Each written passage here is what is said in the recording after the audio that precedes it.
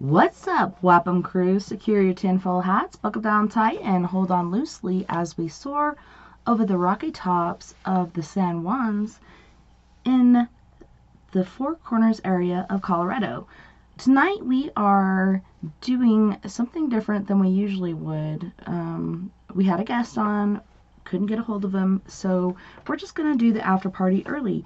It is Sunday, November 15th, Monday, November 16th. For those of you across the pond and beyond, welcome to We Are Paradox Media's Late Night in the Rockies. I'm so glad you guys can join us tonight. Right now we're live and in the chat room at Spreaker, SPREAKER.com, under We Are Paradox Media. You can also find us on Twitter, Spotify, Apple Podcasts, Google Podcasts, iTunes, iHeartRadio, CastBox, Tumblr, YouTube, SoundCloud, TuneIn Radio, as well as Deezer and Podcast Addict. So right now on the line we have SleepyDave Davenport, who is our Monday host. We also have Dennis Dyke from Canada, and we also have the Champ, aka Nick, on the line from Texas. Hey. Welcome, you guys, and thanks so much, for hanging out with us. Yeah, it's Sunday, right? Sorry. Yep, Sunday fun day. Oh, look at that.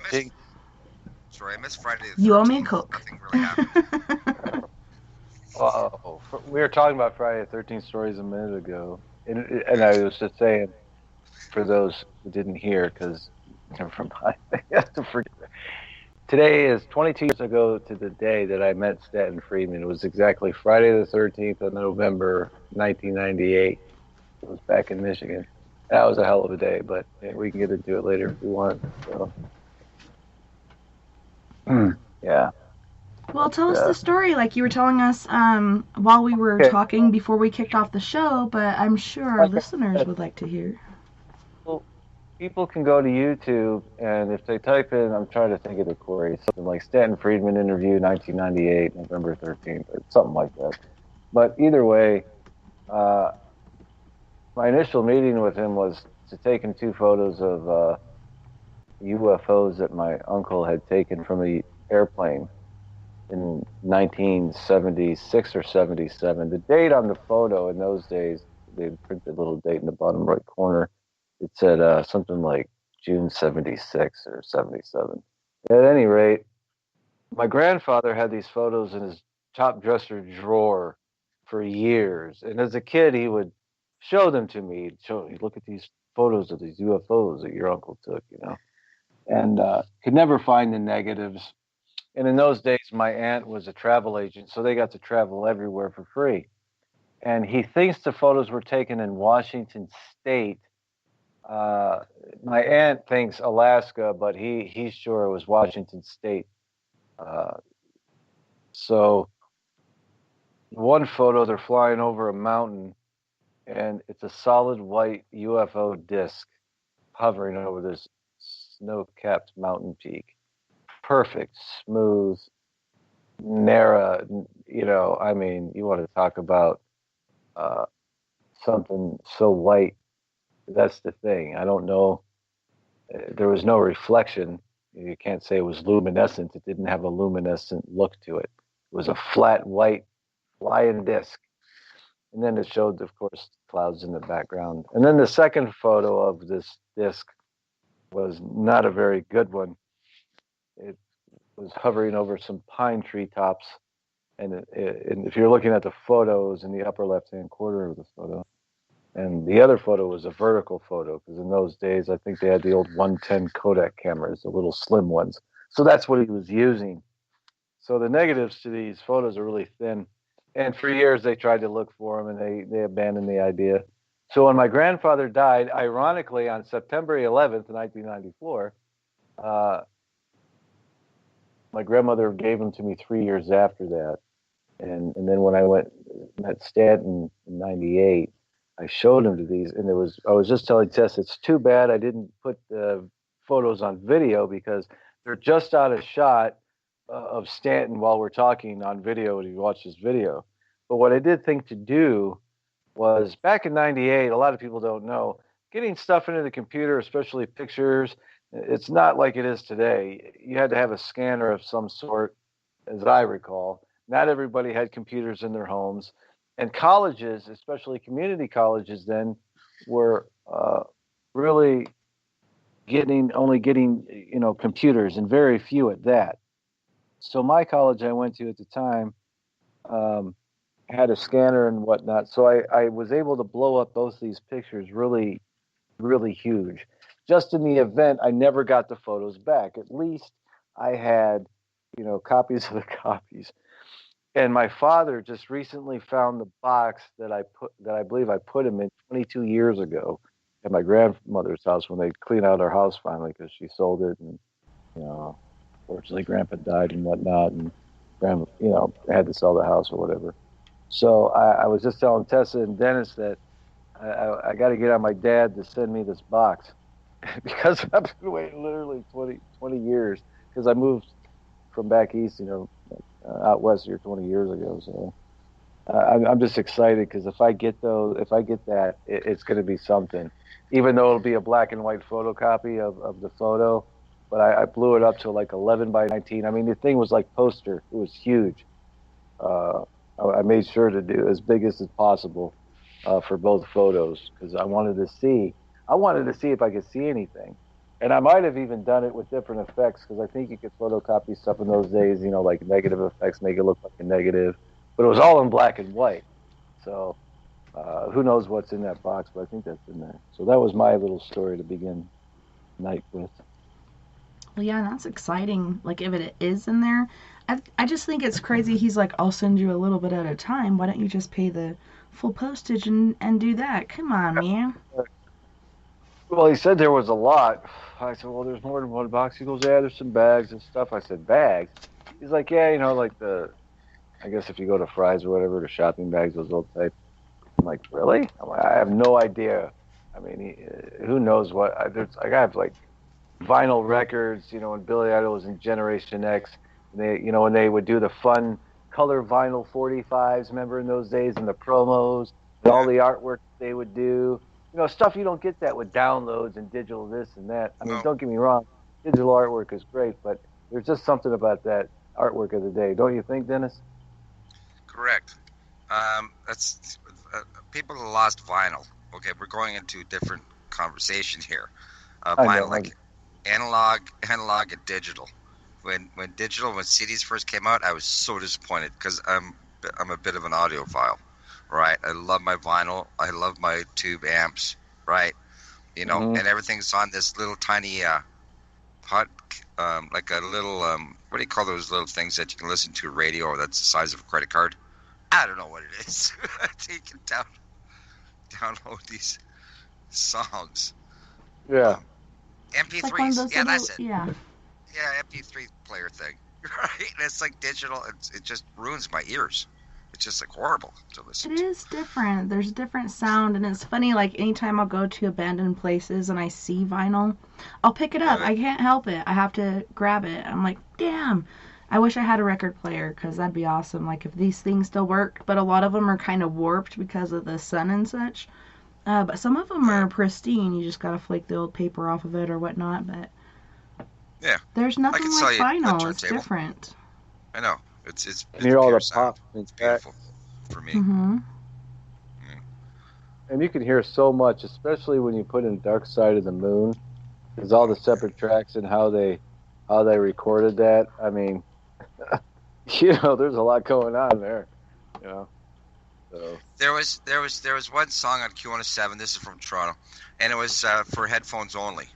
An hour program. They used to do a side of an album, and yeah, it was just like Led Zeppelin did a lot. Floyd did a lot of the left channel, right channel, right. Mm-hmm. Like in headphones only.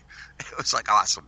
Well, even some of their recordings, I remember reading something where, like, the drummer was in this room, the bass player was in this room, the guitarist was in this room. I think somebody was in the bathroom, but they were recording this record that way. And was it the Doors?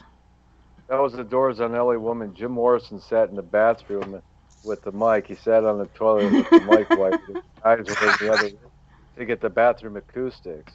I love that guy. Really? Yeah. Right on.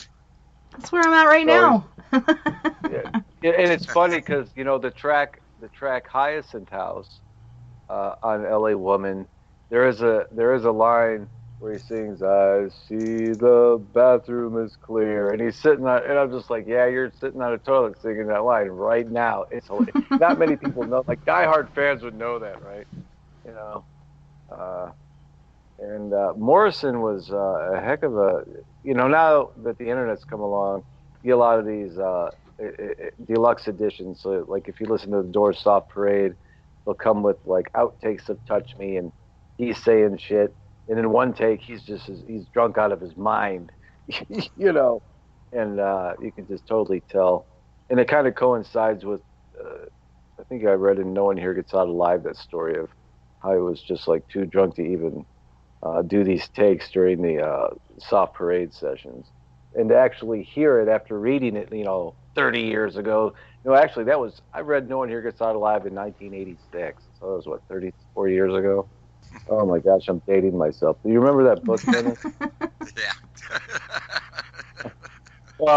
Well, see, people talk about Jim Morrison and the Doors, but they rarely reference the biography, and a lot of people get angry because the biography is, I guess, sensationalized a little bit. I mean, there was a story particularly about. I don't mean to get a little. I'll just say it. I'm just repeating this story. Morrison, they didn't like that they had this story in here. Here's one that they didn't like Morrison put in this light. Here's one of them. Morrison, I guess, was with some chick, and he was doing operating systems with her and backroom politics, if you know what I mean. And here comes his girlfriend, pounding on the door, going, "Jim, what are you having? What are you doing?" He says, "I'm with your sister." And she's like, "What?" He's like, "Yeah." And then if you read the book, it goes on to say, Jim backroom politicked her, and now he was bored. And it's just so like, okay. It's just like, as a writer, why would you even write that? I don't know. But that's kind of like the crap you find in. I don't want to bash the book. I mean, but it left you hanging. Do Like. do you think Jim Morrison's living on an island somewhere with Well, what's funny? A customer came in today to the store, and he told me he was special forces. He's like flashes. He's like shows me his like military whatever. And he's like, oh, special forces, and he was, and I had Not to Touch the Earth, ironically, was playing because I had it playing on my on YouTube through my speaker that you hate, those wireless speakers. And he goes, "Oh," he's like, "Oh, great." He goes, "The Doors." He says, he says, "I was at Jim Morrison's grave." I said, "You were?" He goes, "Yeah, I got pictures." I said, "Well, that's cool."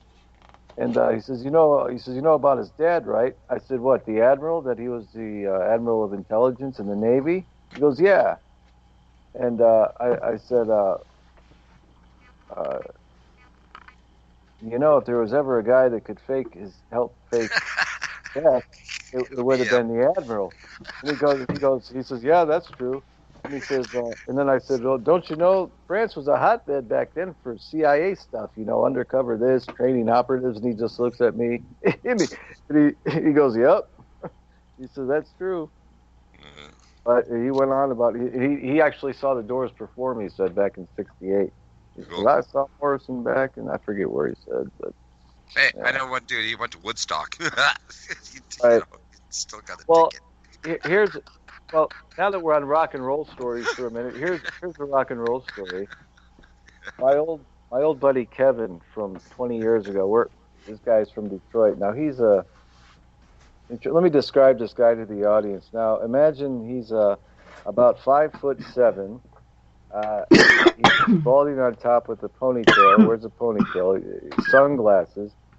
Just a dark mustache, handlebar, not handlebar, like a half a goatee, like a top of a goatee, but and a little Fu Manchu, right? Yeah, they call that an '80s. They call that an '80s porn mustache. Okay. So if that's what it is, well, he looked like he transported out from 1972 back to 1999 back then, right?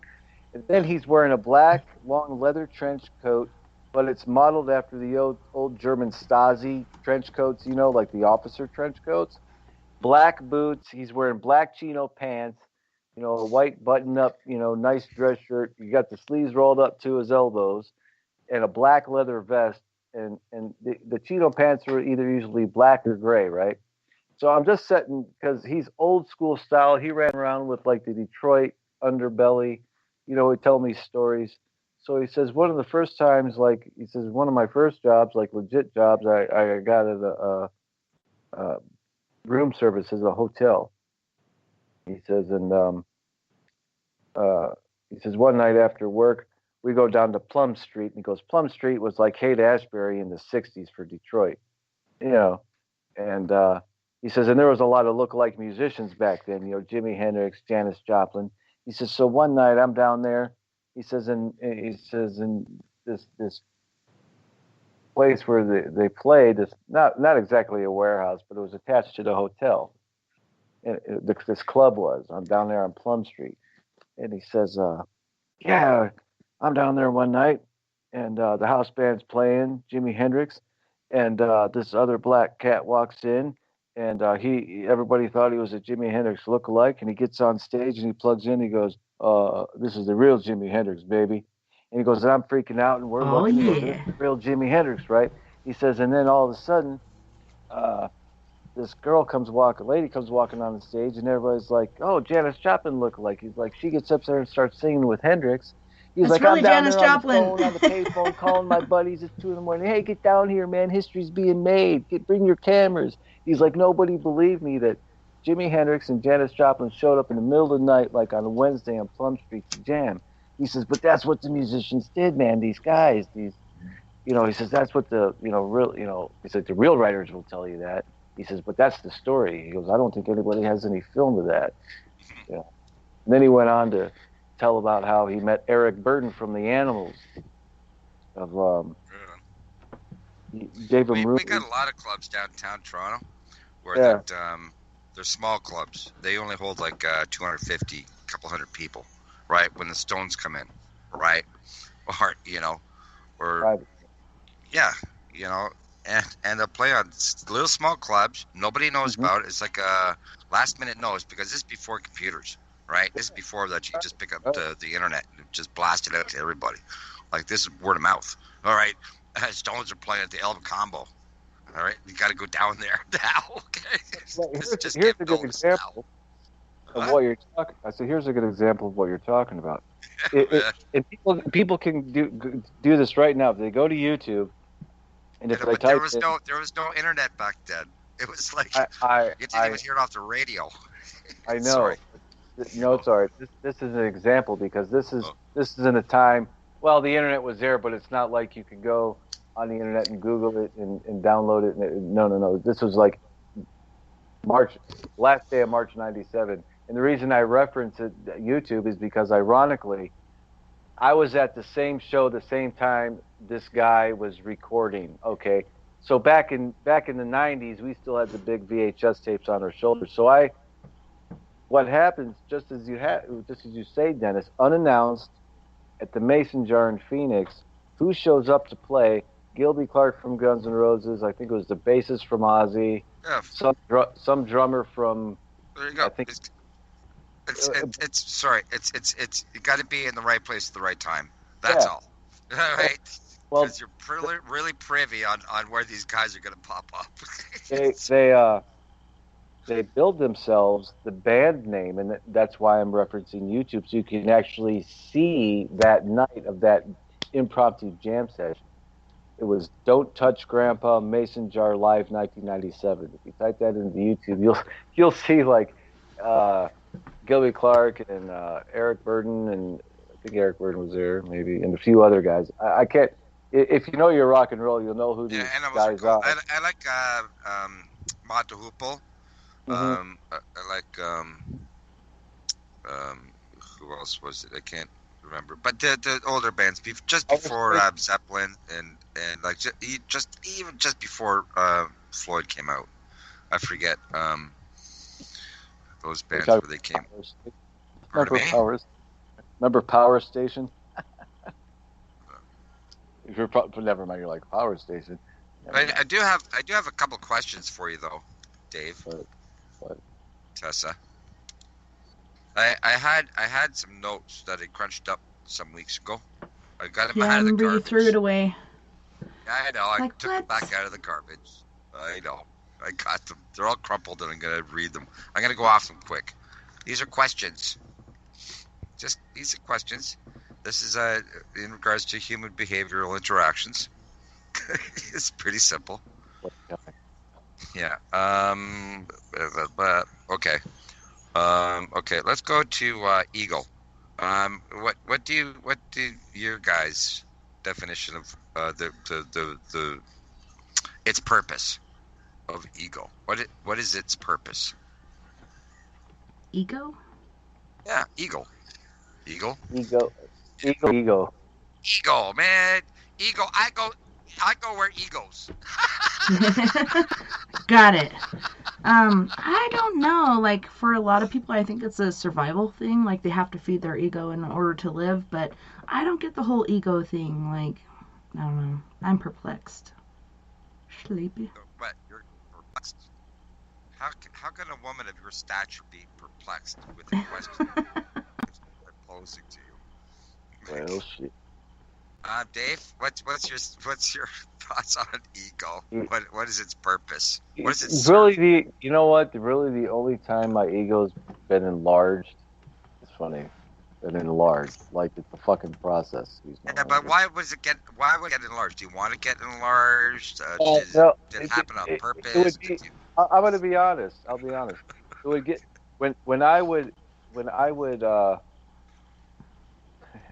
a man of my social class, when I would date a woman above my social class, when I would meet a woman who could look behind all that class warfare barrier, because I've had really mean things said to me in regards to dating certain types of women, and that's why I'm never hold myself down to one particular type, personality, or whatever. It's who you are at the heart, right? And sometimes very beautiful, stunning women match the heart of gold and what have you, right? You know, so they'd say, "How do you get? What did you do to get her?" I'm like, "What do you mean get her? Like I just ordered her the freaking catalog." Right? Like, did your ego get hurt? Like, did you feel as though your ego was hurt? I felt Wow. like I'll tell you, like I'll give you a good example. Here I am. I'm 25 years old, right? I'm in my prime. Okay, it's 1999. Yeah, you're 25, right? 25. Got a hot chick, but okay. Check this out. I'm with. I had a goatee back then. I'm in jeans and nothing but a t-shirt. Now I'm with my mom of all people, and we're at Macy's.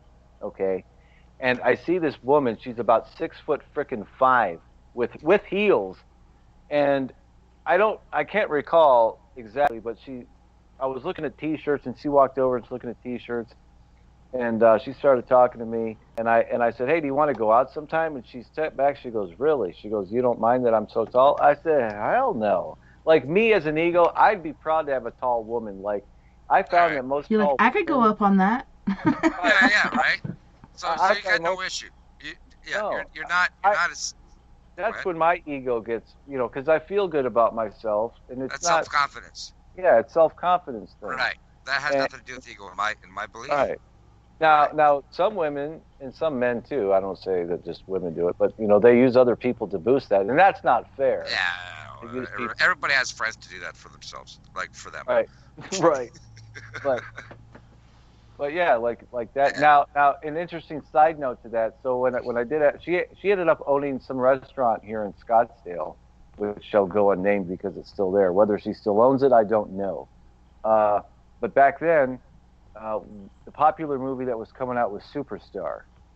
So she says, "Let's go on a date and see Superstar." I said, "Okay." Now I'm expecting me and her on the date. Oh no. When I get to the theater, I meet her and her two gay friends. Which I'm okay. Cool. I'm like, okay, she's bringing lady gay friends. No, guy gay friends. Oh. Yeah, man. Oh, well. I'm like, okay. She's bringing insurance, right? Okay, I get it. So, well, here's the shitty thing. It's like you talk about being the third wheel, man. Totally. You're the fourth wheel. You're the fifth wheel, man. You're the fifth wheel. Third, fourth, fifth. I'm like back there in the trailer. Right? I'm underneath the You're freaking not even truck. in the cab. Yeah. Nope. So You're strapped to the bumper. ignores me the whole time, and then she invites me out for a drink with her and her gay friends. I'm like, okay, I'll be cordial. I'll stick around for a beer. Ignored the whole time, right? So I finished my drink and I said, well, I'm going to get out of here. She goes, why? And I said, you haven't said 2 words to me since like 3 hours ago when the movie started, other than you want more popcorn, you know? And I said, clearly you're not really into me. You're not, you know. I said, that's cool. Well, give me a call. Don't forget. I'm like, I'm not, you know, that's fine. Yeah, but did it bust your ego, though? No, it made me angry. Okay. Oh, what? It made me angry a little bit. Man, don't enrage don't the ego. Like that. Yeah. No, don't let stuff like that get you angry. Here, if I can, just because I have a few questions here.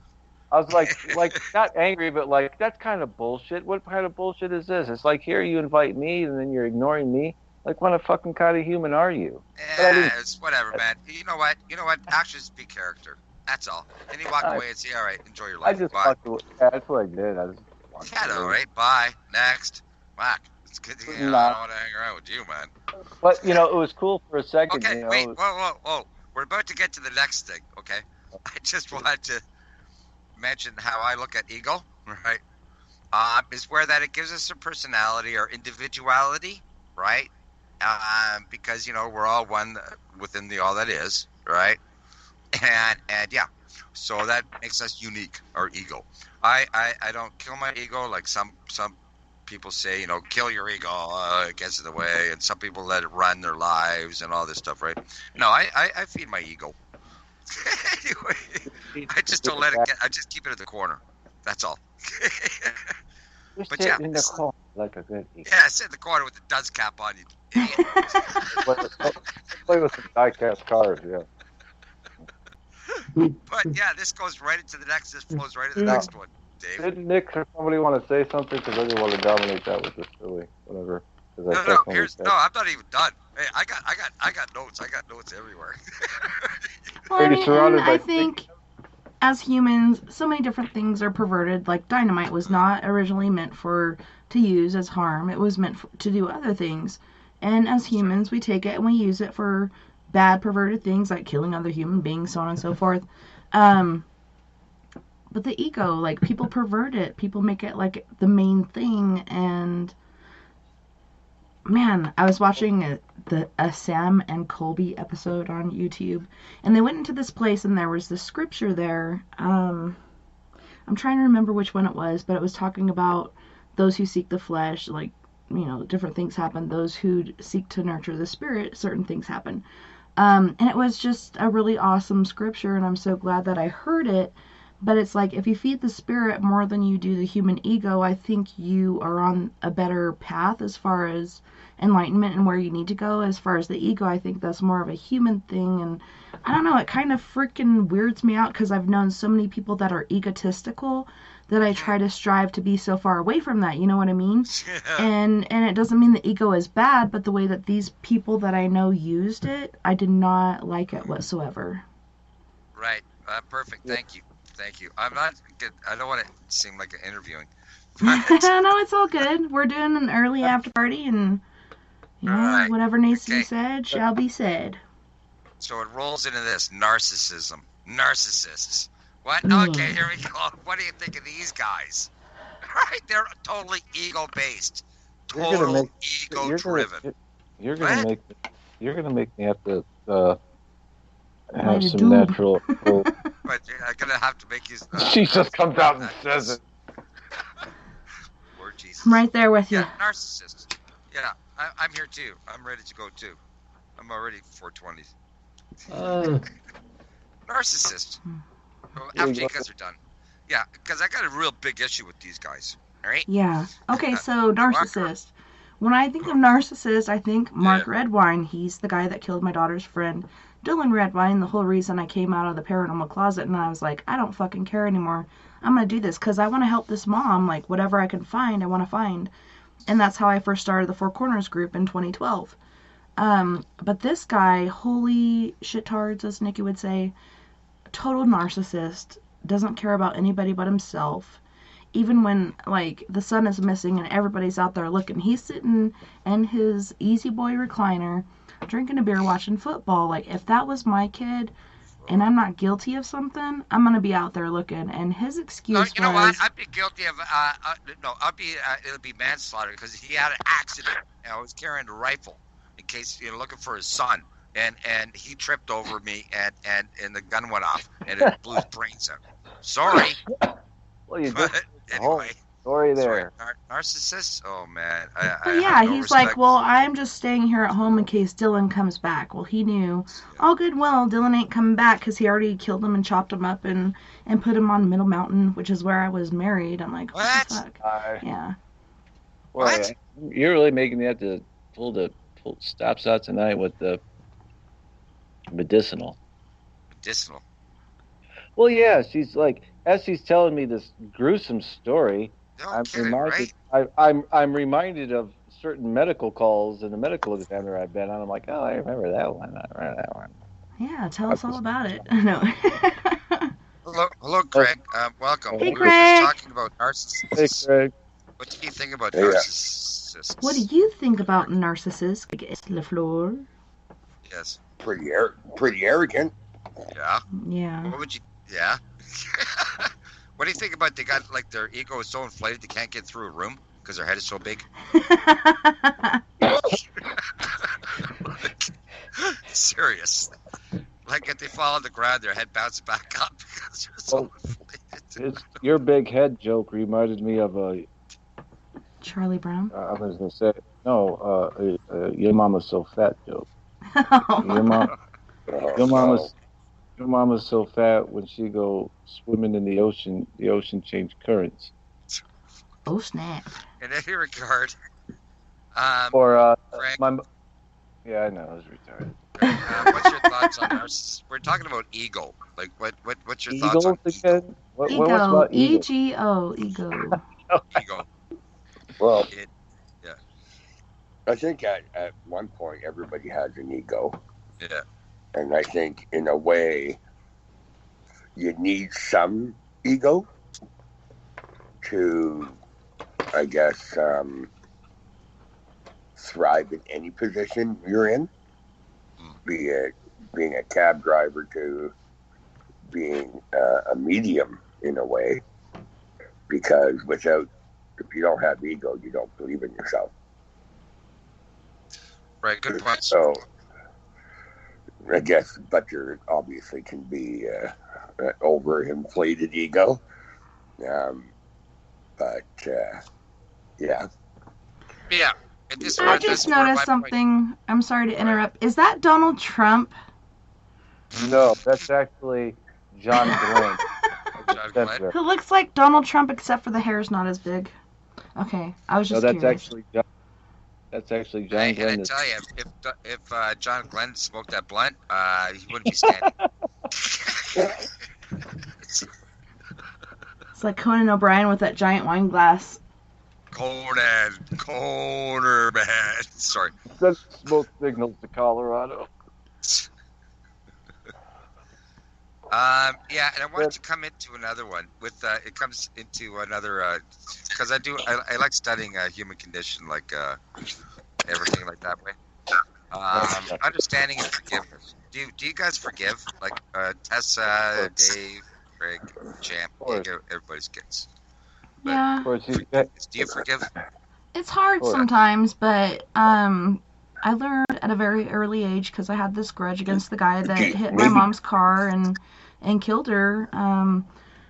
I held a grudge for the longest time. I hated this guy. I just wish he got was basically a slap on the wrist because his dad was some bigwig somewhere. I think he was an attorney or something for some place. But I learned through going to church and stuff about forgiveness, and it's not really about the other person, it's about you, and it's so important to forgive, because if you carry that luggage around, it's just going to get heavier and bigger, and it really doesn't help anything, and it's more of a process for you as an individual as opposed for that person. I know a lot of people, as far as spirits, are at unrest because there is somebody holding a grudge that they haven't let go of. And so that's why there are a lot of spirits that are earthbound. But yeah, it's more important for you and your spirit than it is for that person. But it's kind of like a two-way street. Some people say, I'll forgive, but I'll never forget. Well, that kind of counteracts each other. It doesn't work like that. Like, don't forget like what happened to you and learn a lesson from that. But don't sit there and continually think about this certain thing that happened. Well, that's See, it's understanding. It's understanding in the actions of the person that, you know, the action that what happened. Sorry, Craig. Thank you, Tessa, for that. Craig, what's your thought on forgiveness? Like, I don't forget. I never forget. I don't forget nothing. Right. Okay, but I forgive the person for who they are because they weren't like that when they were born. Like, whatever happened, happened. Okay, you know. All right. You know, so what's your thought on that? I can say for myself, for abuse-wise, let's go with this because that's what I know a little bit. I could never forget and I could never forgive for so long, but that's what kept me sick. That caused me so much PTSD or trauma or anxiety or depression or whatever you want to call it. But it is PTSD at the end of the day. My head is in my ass and it's in the past. Right. So if my head's in the past, then that PTSD. Well, it keeps you from growing. Sorry, David. Didn't mean to cut you off on this one, but what do you think about regrets? Okay. I see you're busy, but regrets. Do you regret anything in your life, gentle people? Do you regret anything in your life? Absolutely. Yeah, of course. You do? Yeah, sure. What do you regret doing? But I would. It's not so much. Not going to talk about it. I'm not going to get into specifics. I'm not going to do it. Wouldn't be prudent. Not so much. Not at this juncture. It's not so much doing or not doing. It's regret. See, a lot of people have regretting their actions. It's not like, for instance, how about I'll give you a good example. Yeah. I'll give you a good example of a regret, and not like, oh, I wish I moan over it and cry. No. Here's a good example. Please do. When Windows 95 came out, I had a roommate that was really big into computers. And he turned to me and he said, "This is the future. Everybody should invest in Microsoft right now. I just bought 1,000 shares." I said, I don't know how much 1,000 share was in 1995. And that's a regret. I'm sure somebody could look. But he was a young kid. He was 21, 22. And somebody I went to high school with. Yeah. What's worth $2.5 million? Probably now. If I don't know what 1,000 shares was in 1995, but he said it cost him a chunk of money. And he says I think I can make some money off of Microsoft. And he offered, and I don't know how much, but he offered to hook me up. And I didn't have the money. At the time I was making $5.50, $6 an hour or something, or whatever that was. But I didn't come from an affluent family. Did you regret not taking a loan out to get some stock? Because I knew computers and the internet would do something. I was telling people when Motorola had the flip phone, and I remember getting my very first cell phone was a flip phone. It looked like Captain James T. Kirk communicator here. I would tell them, I said, soon they're going to be sending video and pictures with these phones. They're like, how are you going to do that? I said, well, that's easy. I'll put screens on there. I remember I was laughed out of an interview with Alt Cellular. The guy said, how would you sell cell phones? And I said, well, I think the cell phone, and everybody's going to have one for a decade. I said, moreover, you'll probably be able to send video and pictures later on, too. And he goes, that'll never happen.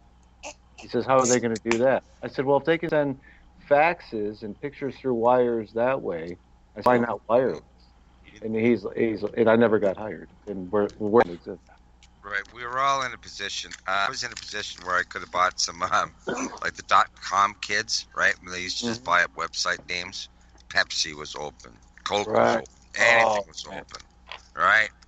You know, oh man, they were making a killing, right? Sitting back when there's networking, right?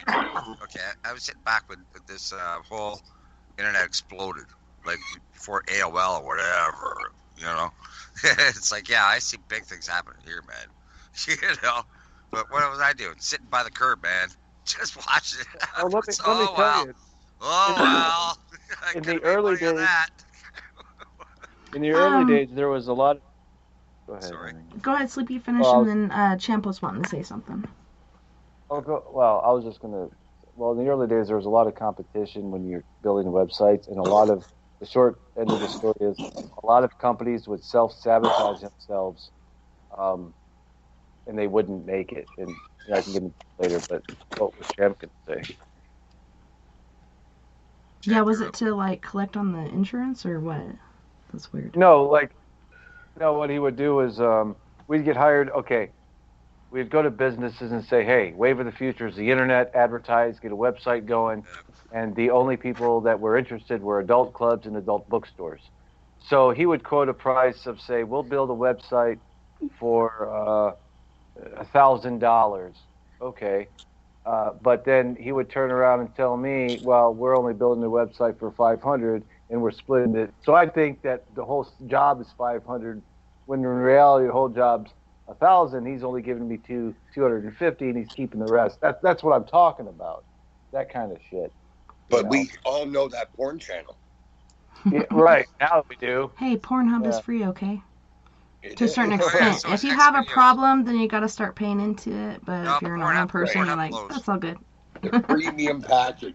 X videos is the best. That's my go-to. But Sorry. it's true. In those days, it's strip clubs and adult stores were really the only, because we would go to the grocery stores and they tell us, get out of here. Well, you can't jerk off at the grocery store. They frowned on that. Well, in those days, they still had videos inside the grocery stores, and sometimes you could find them. What?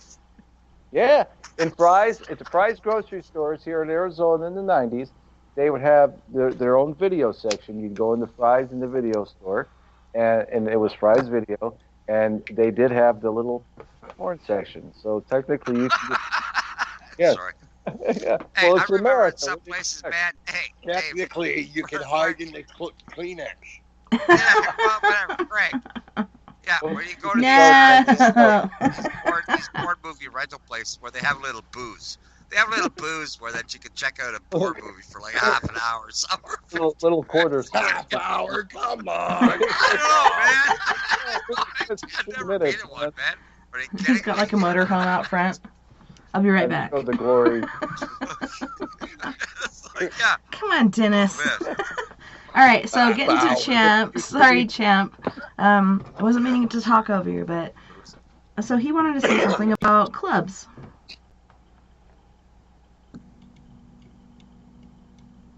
Can't see what he's typing. Somebody's going to have to read it. Because I'm on my...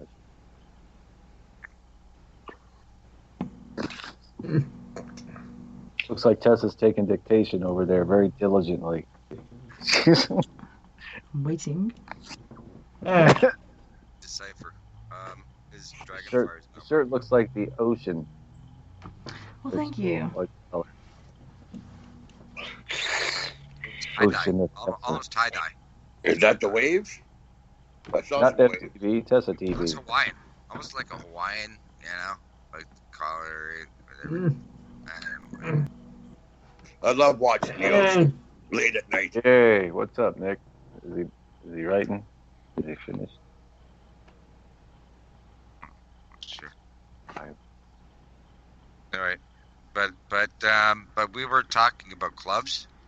Mhm. Yeah, he said it's about clubs. He was gonna say it, but Nick, if you want to type it, then I can read it for you Yeah. because we're.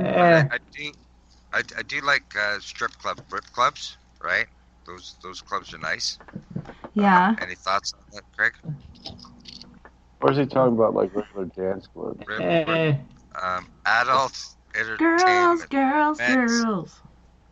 Men's adult entertainment clubs. Oh, You're yeah. still going? You're familiar with them? I got good stories about the Atlantis Lounge. Never mind. Okay. Sleepy Dave used to be the DJ, right? I don't mind. Yeah, I got stories. I got not stories, but I got experiences. I can man. just go forever. You dropped thousands and thousands of dollars. No. I dropped tons of cash, you- man. I didn't care. I had money fall out of my pockets. I didn't care. This is all cash. Yeah. Anyway, Champ Dave, was saying he's never been to a club before because he has asthma. So, like back in the day, people would be smoking and doing whatever. But today, that's illegal. So, you should be able to go now, unless they have one of those fog machines, because those even irritate my lungs. No, I can't smoke in rip clubs no more. Well, no Oh, club. wait a minute. Anywhere. No, I got to tell Champ something. Though. Good. Champ, you can order one to your house, man. Yes, sir. Asthma free. Yeah, We should do a what? GoFundMe or something. No.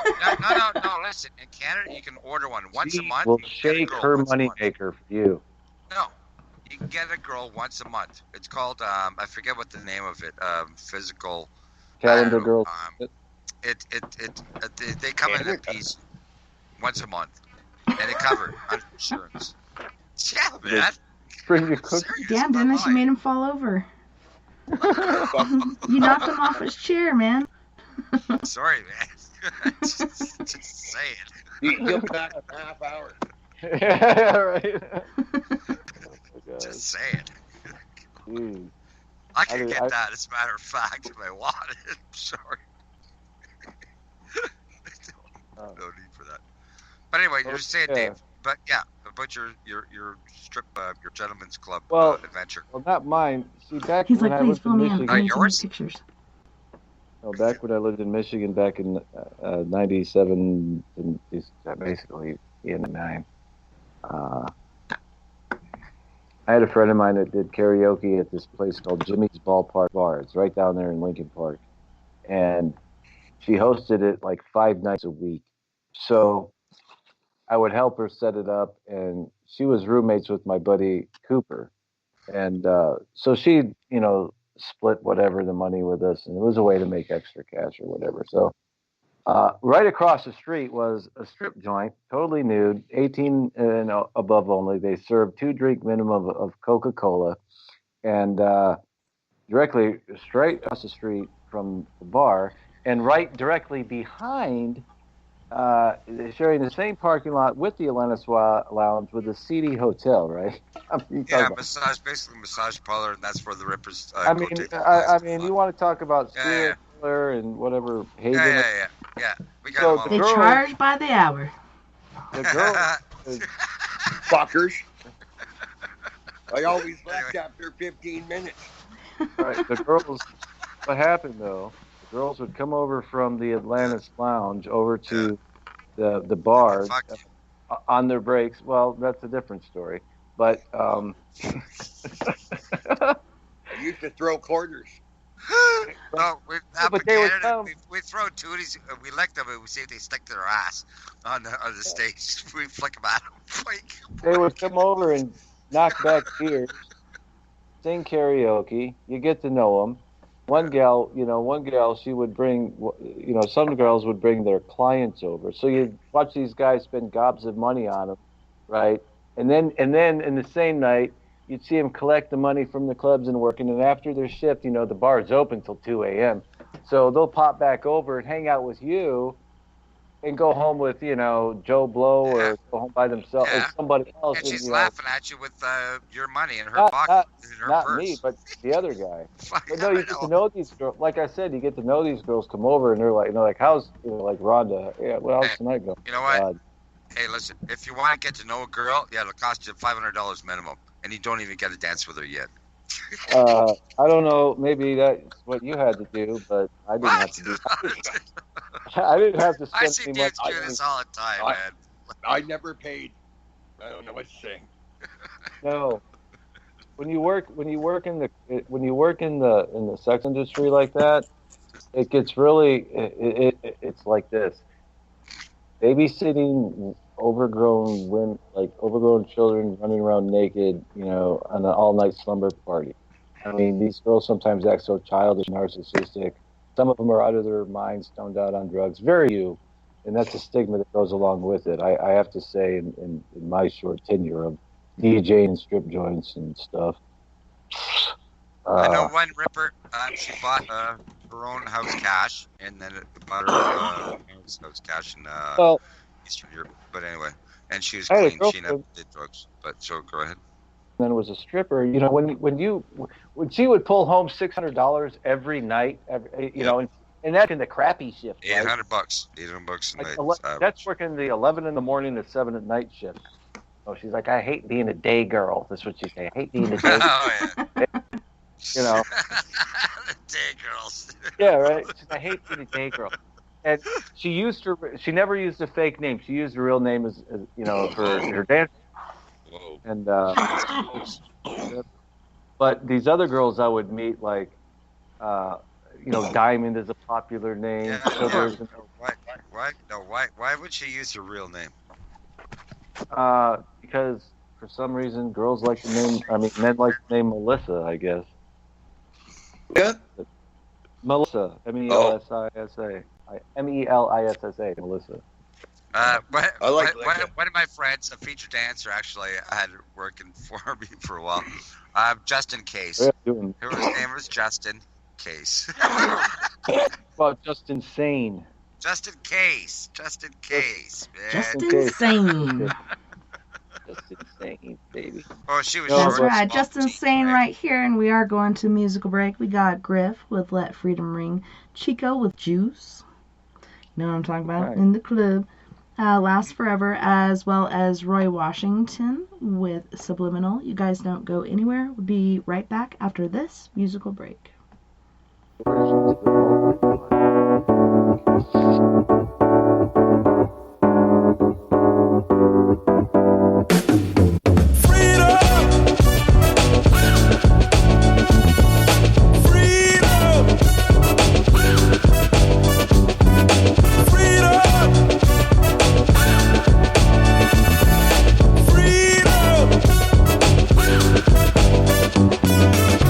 Okay, yo, here's the scoop. You can still be a slave, yo, whip and loop, that's the truth. Got big houses, nice cars, that's real cute, but it doesn't mean nothing, you ain't free to choose. When I say free to choose, no alarm clock, don't gotta hit the snooze. The world is backwards, I'm so confused. They say freedom of speech, but when you speak your mind, they blow a fuse. Just being honest, common sense and common, it's kind of ironic. My freedom, I recently bought it, now I'm a target. If I do the wrong thing or say the wrong thing, come on, man, let freedom ring. Yeah.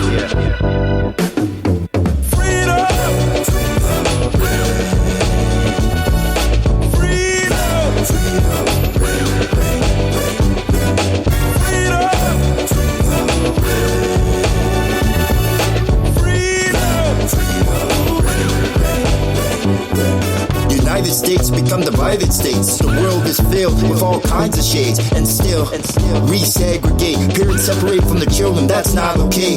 We should be free to laugh and play. Do it now before you pass away. Fight for what's right, enough for everybody to get a piece of the pie. Brainwash, social media full of lies. Go to work, pay bills, then you die. Need a breakaway, guns, get rid of the AKs. Our ancestors paved way since the slave days, but we still hurting. Carry that burden. Stop playing victim, beat the system. Love is love, it should be shown. Can't grow unless you leave your comfort zone. This I know, I learned all this from the mentorship. Kids don't know what independent is. Take advantage what your parents did. Go against the grid, you have to. Like going to the bathroom, learn the right songs, cause of Matthew. Liberty like statue, they call now the present, cause it's a gift. It should be cherished, last name fearless, not Harris. All thanks to my parents' parents. Now, love the last name every time that I hear it, cause I know what it represents. Climb the fence, so now I got freedom. Such a beautiful thing. Freedom. Such a wonderful thing. Freedom. Such a beautiful thing. Freedom. Such a wonderful thing.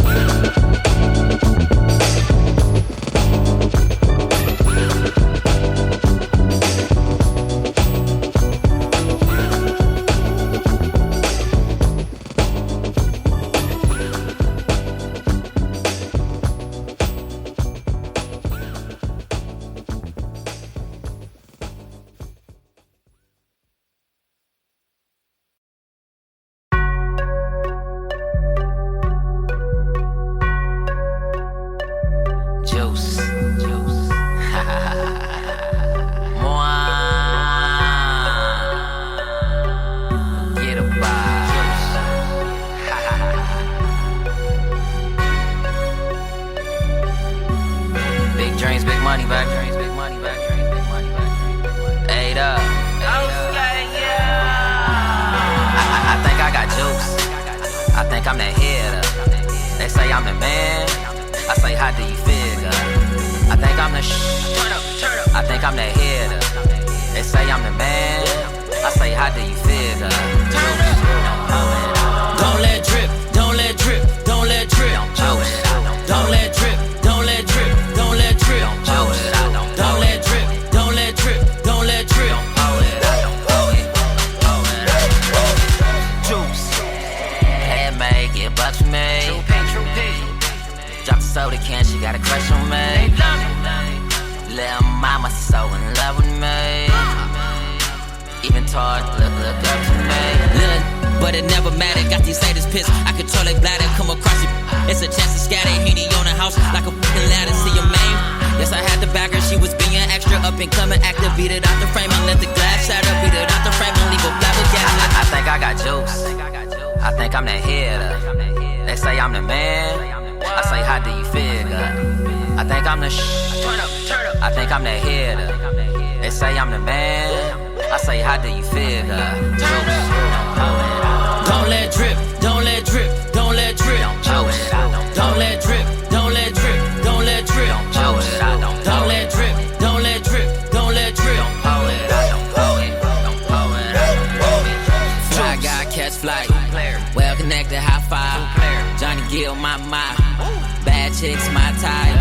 Pull up like Huggies, they mug. Pull up like Huggies, they love me. Pull up like Huggies, cause I'm the MC Hammer can't touch. Off that fifth hand like I slice a chicken, I was practicing. I'm a mathematician, call me Michael Bibbins. I'm a new addition, not a Buddhist. Don't wear true religion, yeah, I spit a lot. Like my tooth is missing, and she gave me. Now her roof is missing, I'm the bomb, baby. Now the proof is ticking, be calm, baby. We in a new dimension. I think I got juice. I think I'm the hitter. They say I'm the man. I say, how do you figure?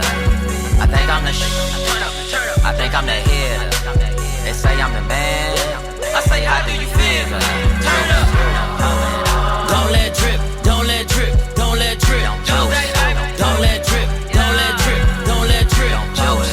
Don't let drip, don't let drip, don't let drip. Juice.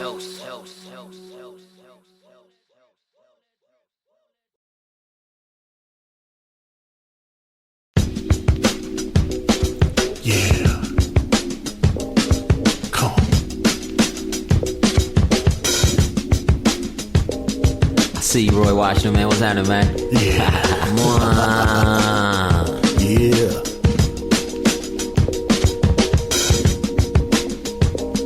They never say it in words, but in deeds wars declared. Justice is gone and the sight's none is spared. Especially the kingdom encased in melanin. But these suckers are weak, kings and queens will ride again. Come on. Slackers with badges, the white sheets and the maggots. Watch them fall as I tag them because I'm better than average. A sharpshooter with words with my eye to the scope. And they escape when I don the black cape is hell no. I'm a ninja for right, who can vanish from sight. Pick you off in the night, but still the Lord is my light. Perceiving all you see, the truth behind the scenes. Instead of jumping bandwagons, the light says believe in me. Cause you're a puppet, no doubt. 45th turned you out. Though I saw your lips moving, no sound came out. So I was sent from the heavenlies, born so you could find me. Swam the scene and stream, took flight during the 90s. Landed in grace, wrote a verse of hip-hop. Got with Jay and found the taste was smooth as butterscotch. We had hood love and money problems, they be on me, but we stayed in the flow and had juice like Manolo. They can try to oppress, you can try to impress. Conscious after success, none less. You can look in my eyes, you can feel in my vibes. Clean down inside and it's so sentimental. God on my side, I ain't worried about none. If it ain't about money, then it ain't about none. Laughing at my enemies, I know they see me coming. If it ain't subliminal, they can't even see me. Politics abolish it. I'm here to raise the conscience for every face and race up in this nation trapped in poverty. Diamond in the rough, need to cut, shape it and polish it. Bad thoughts cripple life, we can be an optimist. We can be an optimist, reconstruct apocalypse. Broke people always hating, mix me with that gossiping. Rose up in the concrete, rain and sun, I'm blossoming. My people need to be like kind of Velcro, then we conquer it. They can try to oppress, you can try to impress. I'm just after success, none less. You can look in my eyes, you can feel in my vibes. Clean down inside and it's so sentimental. God on my side, I ain't worried about none. If it ain't about money, then it ain't about none. Laughing at my enemies, I know they see me coming. If it ain't subliminal, they can't even see me coming. The 45th is a joke, and he's weak in disgust. He plans to divide, but there's no stopping us. If we have to fight, go toe to toe for our lives, we prevail and got sight, cause only light I recite. I blow my lyrics like a shotgun, camouflaged inside the tracks. Now watch the suckers run. I'm moving fast enough, heads up, now here I come. I designed 50 ways to make this murder fun. I spit the lyrical rain that coat the concrete, that give life and take form. Arise and walk the street. Am I the greatest to spit? Feel the spray and we'll see. Let it dry, all the lies and the truth will point to me.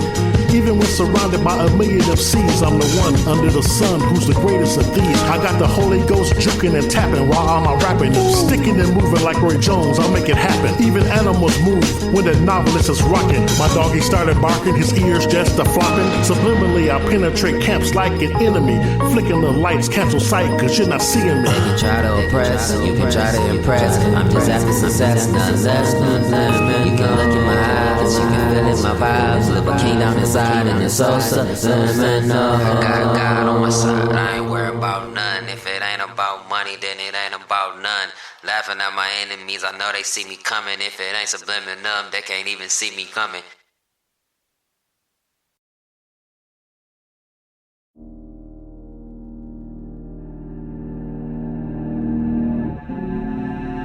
Last forever. The rain never, rain never, rain never, rain never, rain never. It lasts forever. The rain never lasts forever. The rain never lasts forever. The rain never lasts forever.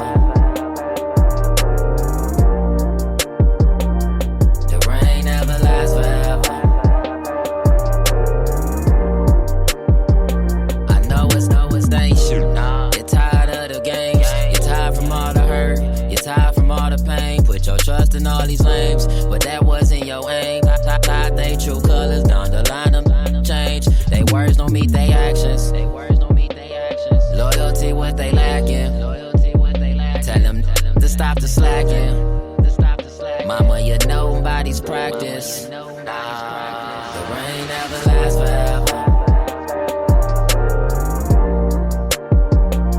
The rain never lasts forever.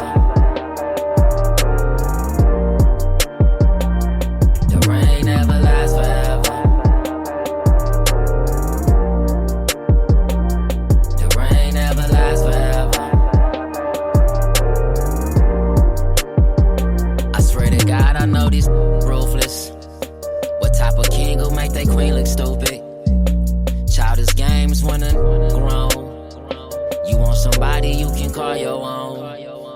Indifferent than your phone. When you asking me, act like you wrong.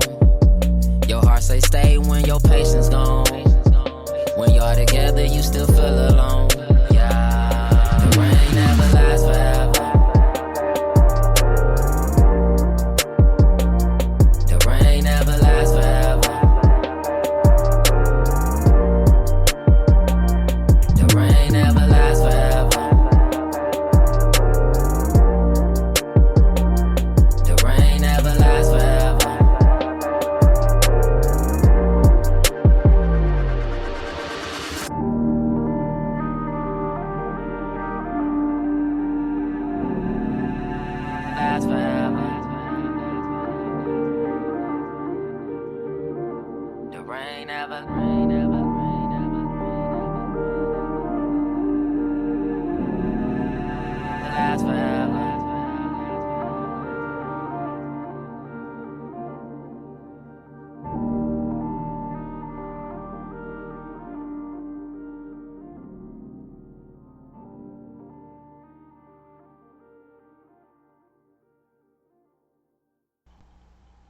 Welcome back, and thanks so much for joining us this evening on We Are Media's Late Night in the Rockies. Tonight we're joined by Dennis Dyke from Toronto. How did we say that again? Sleep Toronto. Oh, anyways, Toronto, Ontario. And then we got Sleepy Dave from some suburb of Phoenix, Arizona. We got the Champ in Texas, and then we have Mr. Craig LaFleur. And where the hell are you from again? Holy shnikes. You're in Canada A2, right? A? Yeah, Ottawa. Ottawa. Canada, new country? What? Not far from Ottawa. Toronto. Yeah, That's what I like to call Canada for some reason. I like to call it Canada. I don't know why. I'm weird. Who isn't here? Otherwise, Who get out. else? Oh yeah, we got Robert and Andy from Australia as well. Holy shnikes, they were up there in this little bubble. Hello. Oh, I thought we were down under in the little bubble. Yeah. Yeah, but you're up here instead of down there, so I must be upside down. I think that's it. You look at the map, it's country.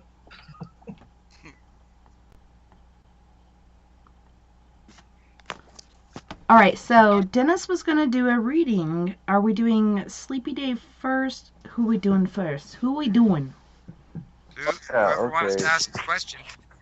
I'll ask this question. What's that to be specific? I haven't done this since 2008. Just a general question. Okay. Will there ever be?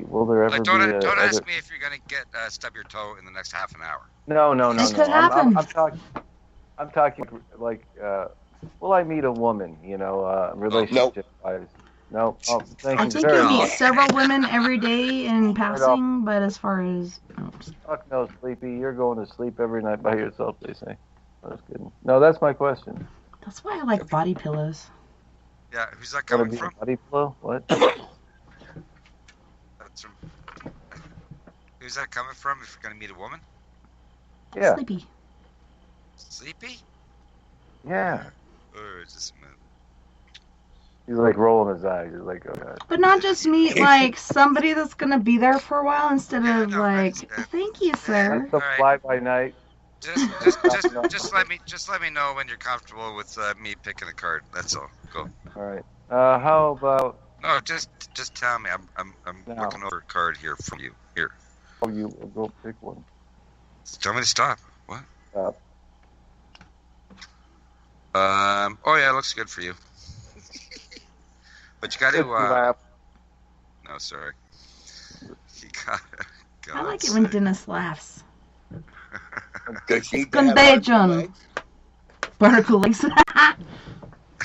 That's what my Aunt Teresa's father-in-law would call her. Get some coffee, barnacle legs. No. Okay, continue, sorry. Yeah. It's funny. No, but it's the Emperor. You got the Emperor. It's Major Arcana, right? So. Very That means- nice. Oh, just a minute, man. I don't memorize these things like actual You know what I mean? readers. I'm gonna run around naked with new clothes on. Empress new Said I clothes. got the emperor. The Emperor. Turn off the Emperor's Groove. Yeah, no, it's a good card, man.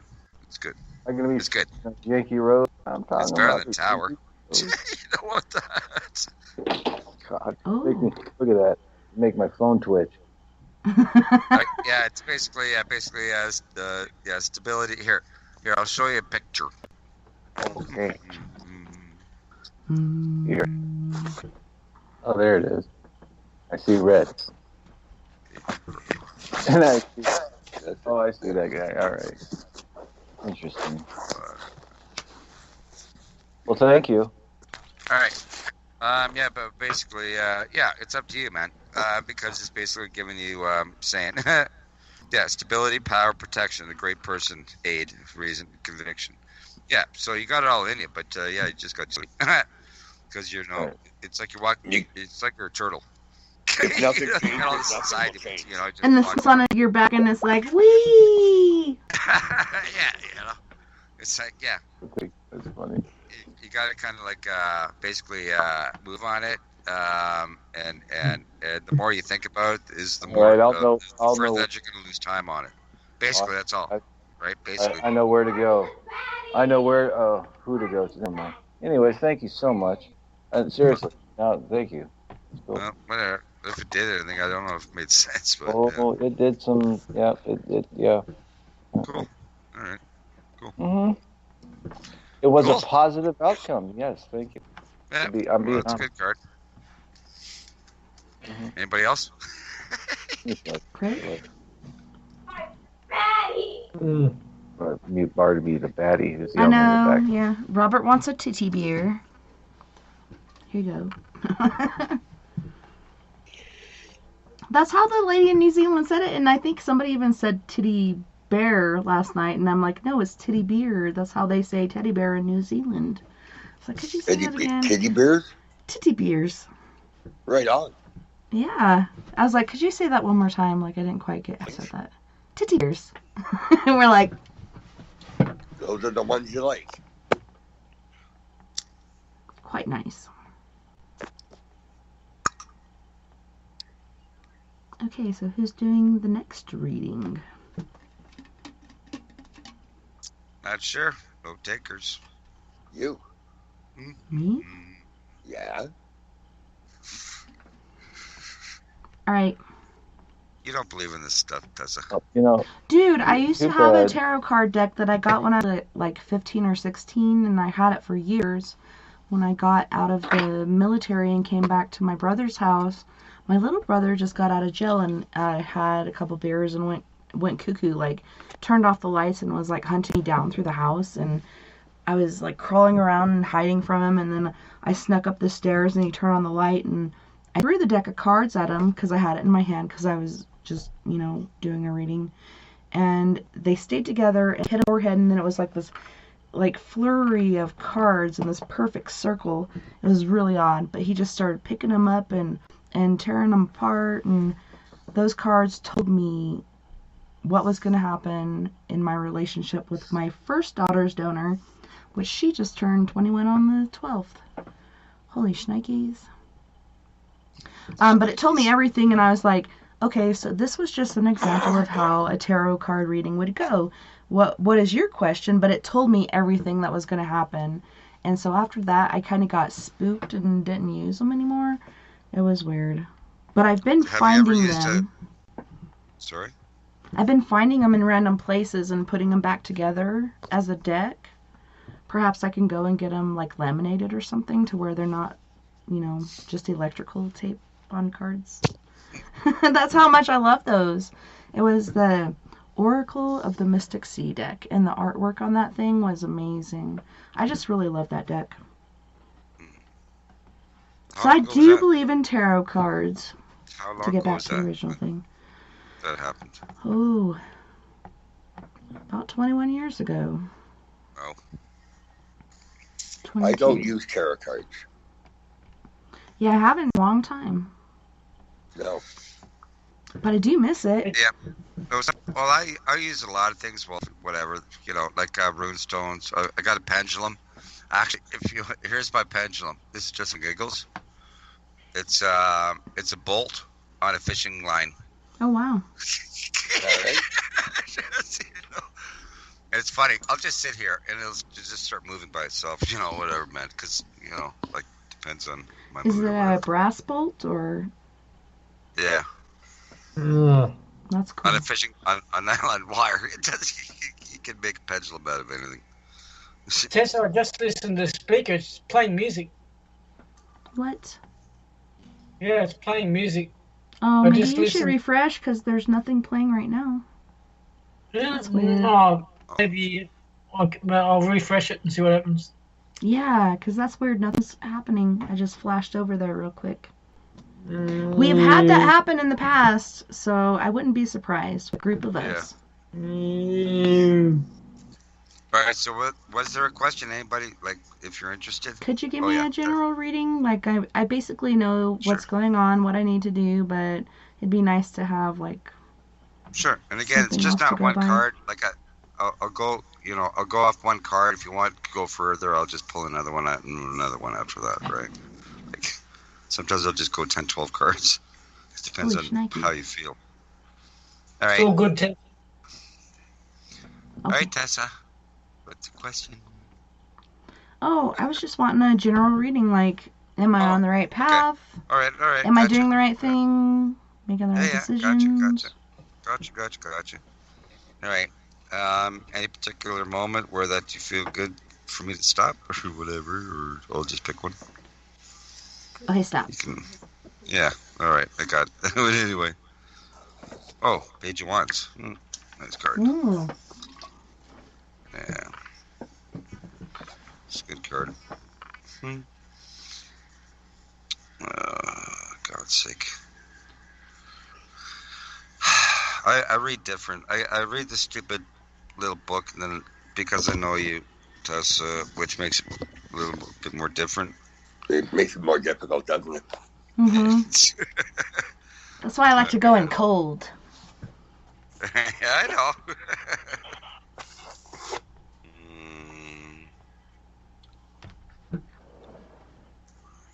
Okay.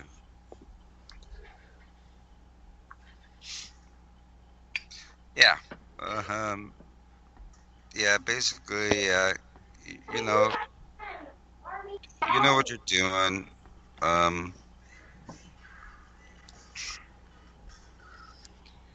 Yeah, you know what you're doing. You don't need anybody else. Really. I can do bad all by myself. That's what I say. Well, yeah, I don't need no help with that. You say, "This is me, man. This is what it is, right?" You know, take it or leave it, and I'm gonna go, basically, where I want to go, and I'm gonna do what I want to do and how I want to do it. That's awesome. Yeah. Thank you. Well, yeah, okay, I'll read the stupid little book for you. Okay. In a scene similar to the former, a young man stands in the act of proclamation. He is unknown but faithful, and his tidings are strange. What? And that's it. The end. The end. But yeah, I'd have to say, for the amount of stuff you deal with on a daily basis regarding immediate friends, family, and still not be a part of it, but yet still be right there for them, is huge for you. And you do an amazing job just being you and Mom, just being you. Yeah, I try. It's hard. You know what? You underwrite yourself. Sorry. Well, no, I know I got this because, really? I had to leave because my grandpa was dying before I even got there. He died, and they took him away, so I didn't even get to see him to say goodbye. Like, when I saw him finally, he was in a little box, and I filmed the whole ceremony and everything, but I could not afford to fly back home and then fly back out for the funeral because due to COVID, it's going to be out quite a distance. It was amazing, the line of people that were lined up at the Miramar cemetery for people doing their thing, whether there's honors or whatnot. But so went out to California, went back to Arizona with my mom and sister, back to California, back to Arizona, helped haul 3.5 tons of dirt with a shovel and freaking wheelbarrow. Luckily, 3.5 in, the wheelbarrow handle broke, and I didn't have to do the last 5, because I swear to God, I'd be broken in half right now. I could not do that last 500 pounds. Holy shnikes. Couldn't do it. I was so grateful when that broke. I was like, what just happened? That's universe says, wow. Yeah, universe says, yeah, we're going to break this shit right now. That's it. Yeah, you're done. Tap out. You had enough. You had enough. All right, sit down. But yeah, I had to come back to a month of being gone, a month of homeschool not done, because people have other priorities. It's been really stressful. Second day in, I broke down and cried, and my son's like, Mom, what's wrong? And I'm like, this is just, too much, just thinking about catching up on a month of schoolwork for 3 kids. But finally we're catching up, and we have till December 16th, I think it is, to get it done, and we're already almost there, so no worries. I'm out of the woods, and I feel better, but I know, if I weren't here, this whole thing would go to shit. It's insane. Go to shit. Yeah. Yeah. Well, you are the glue that holds that. Well, yeah, you're the matriarch. Unit together. You are the matriarch. Okay. You are, yeah, exactly, sir. You're the glue. Yeah, it's just hard sometimes because I say one thing and the other person's like, sure, let's go do this and let's go do that. And I'm like, no, school during the week, Friday nights and on to Saturday afternoon. That's your free time. Otherwise, we got stuff to take care of. But it's hard when there's somebody else there, like, enabling and causing other things to happen. You know what I mean? Like, how can I stand my ground and do this if you're trying to be the fun guy or whatever the fuck you're doing? Like, no, you can't be that. It's not working. Tessa. No, Tessa. My sister runs her family, right? She's got 3 kids, right? They all live the same, and with a husband that she hates, right? Okay. And she runs, because she runs businesses, and she runs her household like an army barracks. Okay, it's like a schedule. All right. And now this COVID thing, she freaks. Like, even with my parents, like, you know. Well, it's really difficult because everybody's sleep schedule, I don't care who you are or where you are, everybody's sleep schedule when COVID happened and we did lockdown, so on and so forth, got fucked up for everybody, even the kids. So I don't make the kids get up early because they stay up late. They just can't get to sleep. And so we start school about 2 or 3 in the afternoon, and we'll go for 3 to 4 hours. When we first started, it was like 6 to 7. But now we're at 3 or 4 hours because I looked it up and you only do an hour per grade. So Lily's in kindergarten, but she can go longer than Floyd. Floyd's in 3rd grade. So I'm like, okay, 3 hours is good, and we'll do that. Can you skip a grade? Sorry, can you skip a grade if you're doing this e-schooling, like this? Well, Lily, I could totally put her in, like, right now, I could put her in 2nd grade, and she's only in kindergarten. But I'm not going to do that to her. Like, if later on she says, Mom, this is really boring, and I'm not into it, I could look into putting her forward. Put her up higher. But she's doing really good right now, and it's perfect. But, yeah, she is so advanced. It's insane. Floyd, he likes to think a lot. He's, like, staring at something. I'm like, what are you doing? He's like, I'm thinking. I'm like, could you think faster? We got a schedule. What are you thinking about? We're staring at his feet. I'm thinking. I'm thinking about what I don't want to do. Yeah, this is a simple question. Like, all you got to do is write 3 lines. You're good.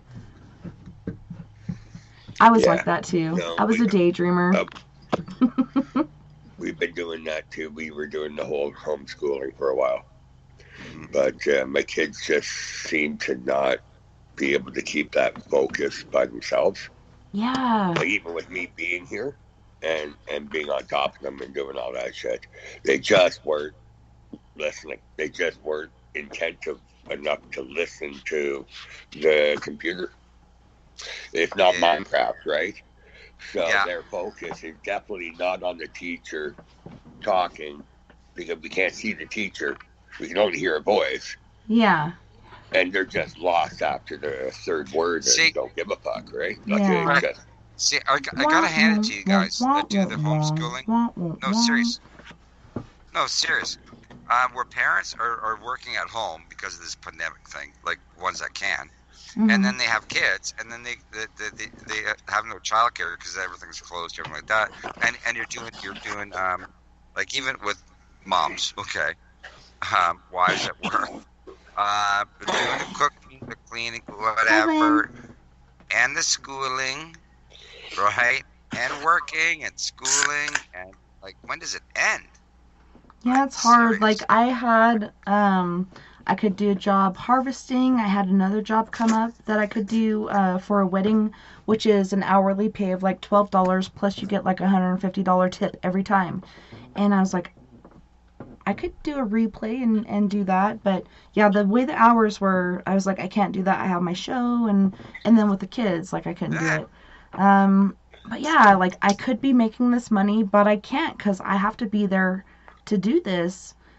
It was put on Nova, and now Nova is behind again, and it's just this horrible, terrible circle. No, I don't know how you guys handle it.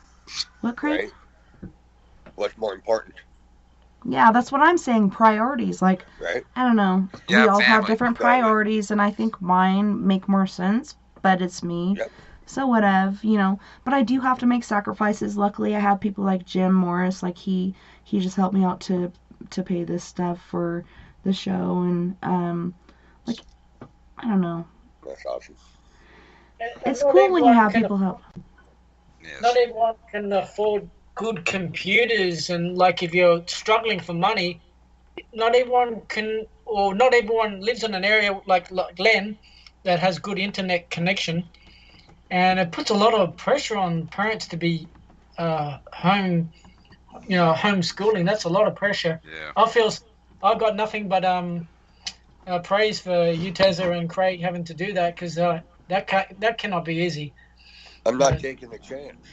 Yeah. Well, yeah, and for me it was Nova. Nova had pertussis, aka whooping cough, when she was a baby. She almost died before she was a year old, and ever since then, anything that comes around, she catches it, but 10 times worse than anybody else because her immune system is compromised.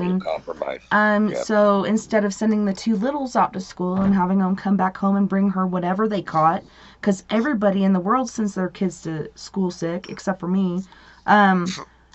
God, I even substituted, and these kids got these green snots coming out. I'm like, they shouldn't be here. Nope. Yeah, why are you here? You need to go home. Nowhere. It's insane. Right. But that's why I decided to do homeschool, and then I got to the point where I'm asking Nova every day, and she gets up early, like 7:45, 8 o'clock in the morning. She'll get up, and she doesn't do schoolwork all day until like 1 or 2 or whatever. Well, you guys aren't up either. Yeah, but you're in high school and you have a lot of this stuff to catch up on. And then she has different friends coming over, which I've tried to ban, but they don't listen. They're teenagers. As soon as I thought about putting her back in school, because I'm like, what I'm doing is not working. She's obviously not listening to me because she doesn't have to. So I even told Vern, I'm thinking about putting her back in school because I can't do this. Like, I'm trying to keep on her and trying to get her motivated, but it's not working. And as soon as I said that, they closed the school down because the teachers had COVID. You know what? You know what? Yeah, you know what they're doing around here is they're hiring. Like they'll get a couple of parents that have children in the neighborhood. They'll hire a tutor, and a tutor will come in and just tutor the children, like of different grades and ages, right? Just to get a teacher so the parents can do their work, or just to leave them alone. That's what they're doing here. All right. Get a tutor. Like, costs money, I know, right? But, look. Yep. What are you going to do? It's hard either way, right? Yeah, man. But I feel like I'm doing good. I'm feeling confident. We're almost there. I told them, like, it's going to be hard at first, but once we hit that finish line, it'll be easier. We'll only have, like, 4 assignments per day instead of whatever number we have. But yeah, it's cool. Yeah. It's working. So thanks for the reading and the backup on that. That was cool. Yeah, well, where's that word in that thing? It said pronunciation of that you stand tall, you stand strong, firm, right? Basically, that's what that card is. You can see it. Really big. Yeah, I'm standing right here, man. Come to me. I'm kidding. Yes, it was working. Everything is fine. Right. So we got Len Dorman on the line. Welcome, Andy O'Brien. And then we have Robert White from Australia. How's everyone tonight? Excellent. Very well, thank you. Well, I only got one comment about homeschooling since I don't have any kids. In 20 years, the United States is going to be run by kids who were homeschooled by day drinkers. Ooh. That's some of them. Yep. Yeah, that's a thought. Oh yeah, and you know what? The rate of suicide has increased. Also, domestic violence has increased tremendously since the pandemic. Yeah, for sure. Oh yeah. No, in Toronto it's bad. So this is going to have a ripple effect through multi-generational children. You know what? Depression all the way up, right? Yeah. All they're talking about on radio, like I listen to AM talk radio all the time, and yeah, they're talking about mental health. It always comes up. The radio, mental health issues, like people are suffering mental health because they're locked up, they're locked in. They don't get to, yeah, they're used to the kids going to school from like 7:30 till 3-5 or whenever the bus arrives, and then throughout the day they do whatever. But Everybody's stuck in this little shell. Everybody thinks they have to stay inside. You don't have to. You can go out in your yard. Just, don't go wherever. I wear a mask. I have masks. I really feel sorry for the States.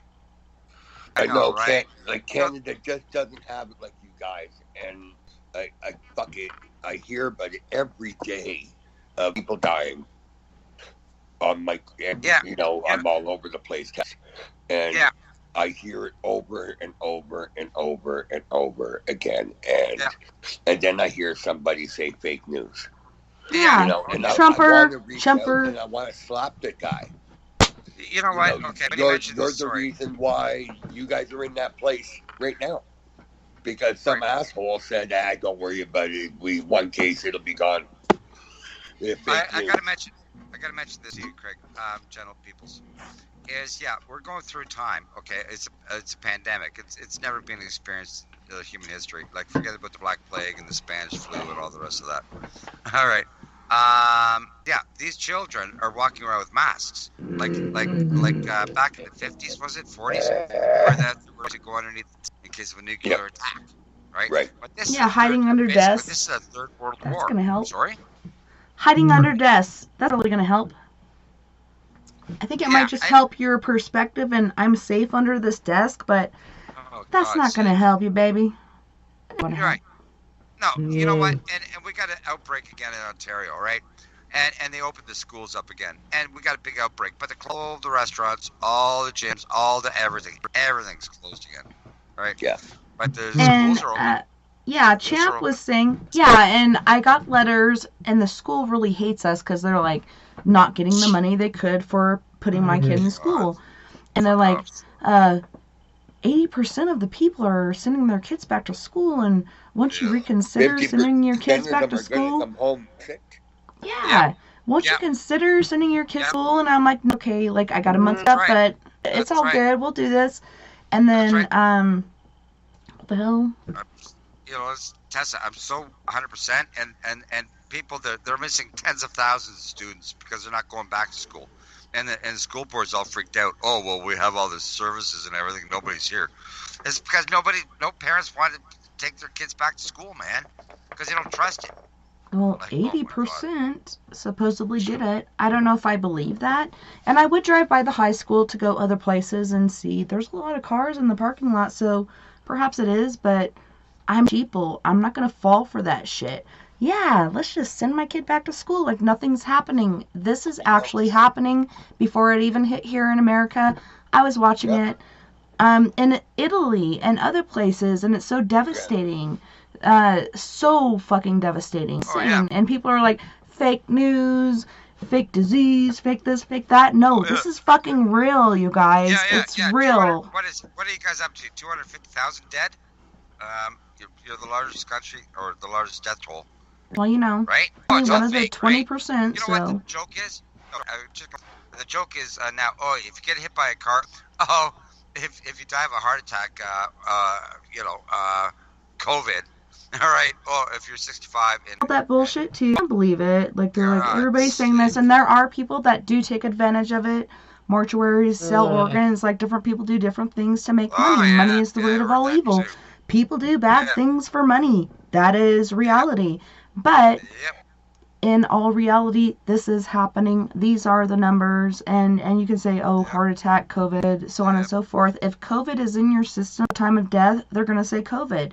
And like have AIDS or HIV, complications due to HIV or AIDS, like the interlinking to where it is sufficiently accurate that is caused by that. Oh, it's, they're stuffing the ballots. Dead people, so on and so forth. There is no proof of that. You know what? I was thinking. Sorry, I didn't mean to. No, it's all good.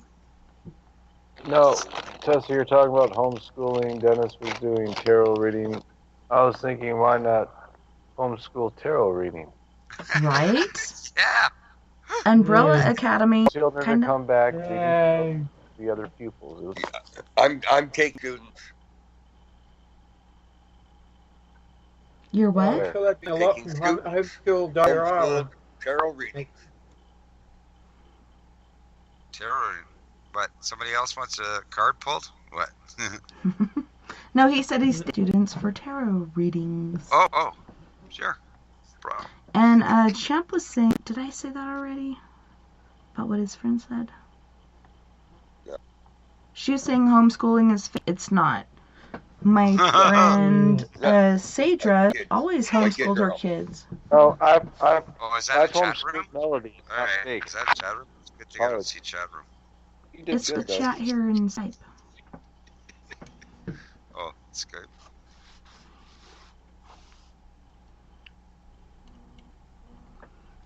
Oh yeah. So Tessa, have you ever worked Ouija? Have you ever participated or owned one? It was twice in a day. You could say 2 days because certain hours passed and one day became another.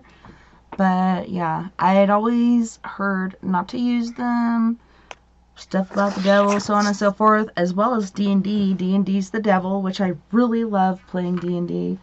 I must say, I am a nerd at heart. And then, yeah. Right, Nick? I don't think it has... Yeah, I don't think it has anything to do with the devil. It's your imagination and playing this character that is not you. It's kind of freeing. But, okay, so I'm in MRP, which is the Broken Marine Platoon. We're all broken individuals. And it's Hurricane Bonnie. We got this Ouija board from the men's platoon, which this Ouija board used to belong to a guy called Lieutenant Black. And he actually died in training. A tank ran him over shortly before this happened. So we're passing it back and forth from the men's and the women's MRP platoon. And they're like, hey, you want to try it? After watching them for a while. I'm like, okay. So I get on there. I'm like, can I talk to my mom? And it said no. And I was like, well, fuck you then. I'm going to go take a shower and you can just screw off. You're not going to let me talk to my mom? That's bullshit. And so I went and took a shower and came back out, and it was weird. Everybody was gone. The Ouija board was on my rack, which, for people that don't know, it's a bed. And so I put my stuff away, my shower stuff, and I go over there and I try it again. I did not know the rules because I've never played it. So I get on there by myself, and this thing just starts going off, going crazy everywhere. Tell your brother, Gary, Greg, and John. Tell your sister, Kathy. Tell your dad. Everything's going to be okay. Everything's going to be okay. So on and so forth. It's giving me goosebumps right now just thinking about it. And I talked to her, are you happy? Are you okay? Are you with me? So on and so forth. And she's answering, and she said she can be anywhere at any time. So basically, as a spirit, you can be omnipresent. And she can go anywhere she wants, anytime she wants. She's happy. She's not in heaven or hell because Judgment Day hasn't happened yet, and I fully believe that. We're all waiting for that. That's why there's spirits still here. Why else would there be spirits here, right? It was just amazing, and the crazy thing was, my platoon mates are coming up and they're, nudging my shoulder, calling my name, saying things to me, and I cannot hear anything. I'm just into this Ouija board, into this vortex, whatever the fuck I'm in. And finally I come to, I finally get something to where I come to and see who's around me. And I had a whole group, and they're like, are you okay? We were trying to get your attention this whole time and you're just fixated on this board. Tranced. Yeah. Something like this, So I call my dad the next day, and I'm like, Dad, I have the coolest news. I talked to Mama last night, and she said, she's okay, everything's okay, everything's gonna be okay. And he said, well, I hate to burst your bubble, but you could be talking to something that wants to take over you, and so on and so forth, and being negative about it, even though I felt in my heart that was my mom. I never used it again. It does scare me. I've seen different things happen to different people. Cunning. They are cunning. They are baffling, and they'll do whatever they want to get to you. Mm-hmm. Well, you know what? I'm your mom. You know what I got to say about this? With any divinations you use, pendulum, runes, Ouija, cards, Yeah, devil spirit, negative. I just call them negative energies, right? Negative energies. Shapeshifters, doppelgangers, demons. They'll try to get into your space to get to hold your hold of your energy, right? Because the larger the energy, higher the vibration, the bigger the trophy you become. Okay, so this is what it is, and it's called discernment. All right, discernment. So it's just like dream time. See, I got these papers, whatever, these notes, and I wanted to go into dream time, and where that we learn sharing and stuff like this, interdimensionally planing. Okay, right. That was going to be the end of the interview. And cut. That's a wrap. Yeah, but you gotta recognize the energies that are around you. See, of course they dupe you, negative energies, you know, and they for me they get really pissed off when I figure them out, right? And then basically they don't touch me no more. Okay, it's no boast or nothing like that. I just don't got no issues, right? But a lot of my friends, even my psychic channel friends and stuff like that, you know, they say, Dennis, what's going on here? You know, I don't understand. I said, listen, maybe thinking about it this way. All right. And then later, whatever, you know, week later, whatever like that. Oh, yeah, Dennis, yeah. That's cool.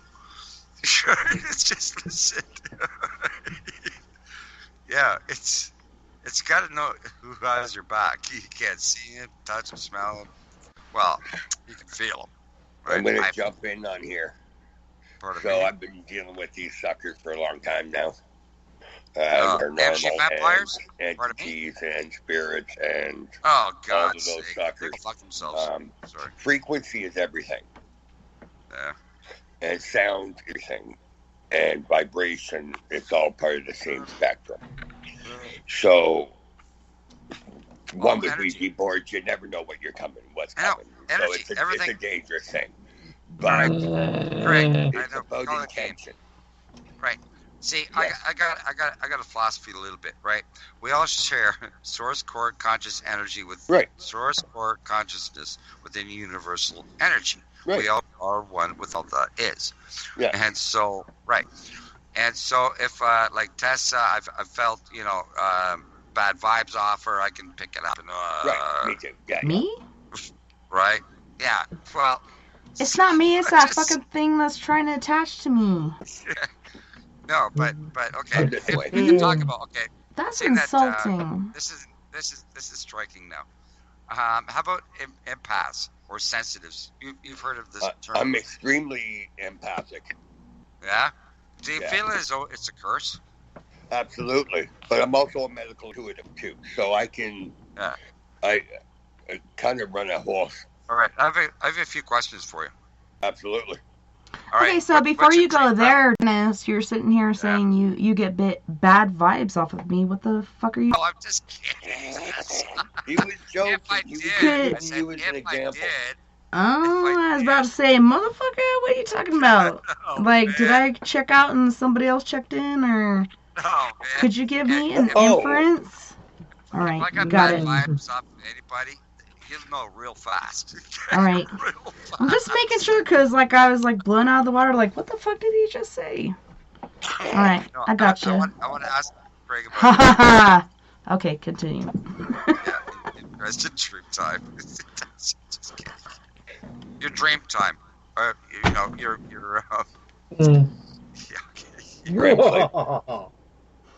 lucid dream. Right? Do you multi-dimensionally plane, or is it all on? Or is Absolutely. I'll already answer your question. Of course you did. Okay, so you're astral? Most people do their astral travel in their dreams. Some can do it while they're awake. Correct. Yeah. They call that either where do you go? Viewing or where do you go? Do you know where you go? Remote viewing, etc. Okay, this is interesting. Yes, I do. All right, where do you go? If you don't mind me asking. Well, it depends on the situation. Like if my focus is supposed to be on someone's home that called me to clear their house, I need to go there, period. So I'm doing that through my third eye with 110% is my intention, right? My intention brings my energy to their home. And then you clear the fucking thing. It's just that simple. My light's stronger. My intention is stronger than any being out there. Right. Yeah, in regards to multidimensionally planning, like do you astral, like for me, astral travel basically is just going to a different star system in this here and now, this time place, right? Yeah. Which we share. Just it's like fuck years away. Right. But that's where remote viewing is a little different, right? Remote viewing, you're going to somewhere here and now kind of thing. And quantum healing or the astral travel is multidimensional. I have to interrupt. Okay, this is our comedic break. Go ahead. So, Robert in the chat said, all right. Let's hear it. Okay, he said, would the Irish have a third eye or a turd eye? Oh, have a third eye. Oh my God. If you're white, you have a turtle eye. Oh my God. Thank you, Robert. I needed that. You shouldn't say that. I've got an Irish surname. I got a toy eye. Yeah. Okay, that's funny. No, Craig, I gotta ask you, when we talk about multidimensionally planning, see, when I go there, nothing is like physical, right? Because I remember everything. It's all energy, right? For me, okay. Everything morphs, shape shifts, moves, and I got to discern a lot. Right. Their safety has to be brought into this too, right? You need to know how to protect yourself and your energy. Yeah, that's a big and your thing. bolts. Yes. Yeah, very bag. big. That's perfect. I got it. My bag. Large, like elephantitis. It's a large bag. So yeah, because a lot of my friends, they say they dive into demons. You talk about demons and negative energy and all this stuff all the time, right? Fucking Robert, dude. Ground. See, I have a mantra. Right? Ground, balance, focus, bring center. And if you do that, like nothing can really touch me, really. Nothing. For me, this is the way I feel. Right? Nothing. Right? I get bashed, kicked, booted, attacked. Energy vampires want my fucking story, my blood, my DNA, and everything. Like the aliens want my DNA, everything. Right? Your ectoplasm. Oh, whatever, man. They just want anything from me. So push your energy out. You're too close in. Well, that's the whole grounding thing. Like, go out in your front yard, take your motherfucking shoes off, dig your toes in the dirt, whatever, and imagine that light either going out and then in or in and then out. Like, there's different ways that people do it to get rid of the old and negative and dark and bad energy and even parasites that are attached to you, which does fucking happen. You can't I'm going paranormal investigating, this thing's going to happen. You could even go to a music fest and this thing attaches to you, It doesn't really matter. If they see a little chink in your armor, they're like, ooh, delicious. Right on you, man. Right on you. Yeah, so you got to go out there and ground and do your in and out, whichever way you decide to do it. Get that circle going between you and the earth. Cleanse your energy and get that out. And it really does help. I never knew about chakras until about 3 years ago, and that shit's amazing. That's awesome. You know what? I'm sorry. Love it, high five on that one. But I do have a lot of anxiety and stuff when I go around, like people, humans, right? Yep. Mm-hmm. Yeah, they're weird. And I get physically sick, right? Like when I get home, I throw up. All right. That's because you're extreme empathic. That is why that happened, and you're not shielding yourself before you go. Yeah, I know, right? I know. Not till it's too late. I know, man. I was just going to the store. Did I really need to do this? Listen, sometimes I don't get time to do that, right? And I have to do what I got to do. You need to learn. Pardon me? You need to listen. You're in that business. That's the first thing you do, man. And that's what you tell other people, isn't it? I know exactly what I don't do, what needs to be done. So yeah, I get caught. This is a dropping of energy myself, right? I don't see when I get into a position where that I'm not up to par per se. I don't talk to people. This is where I shut down. Okay, and I understand what happened, what I did. Right, I say nothing to nobody. I just close.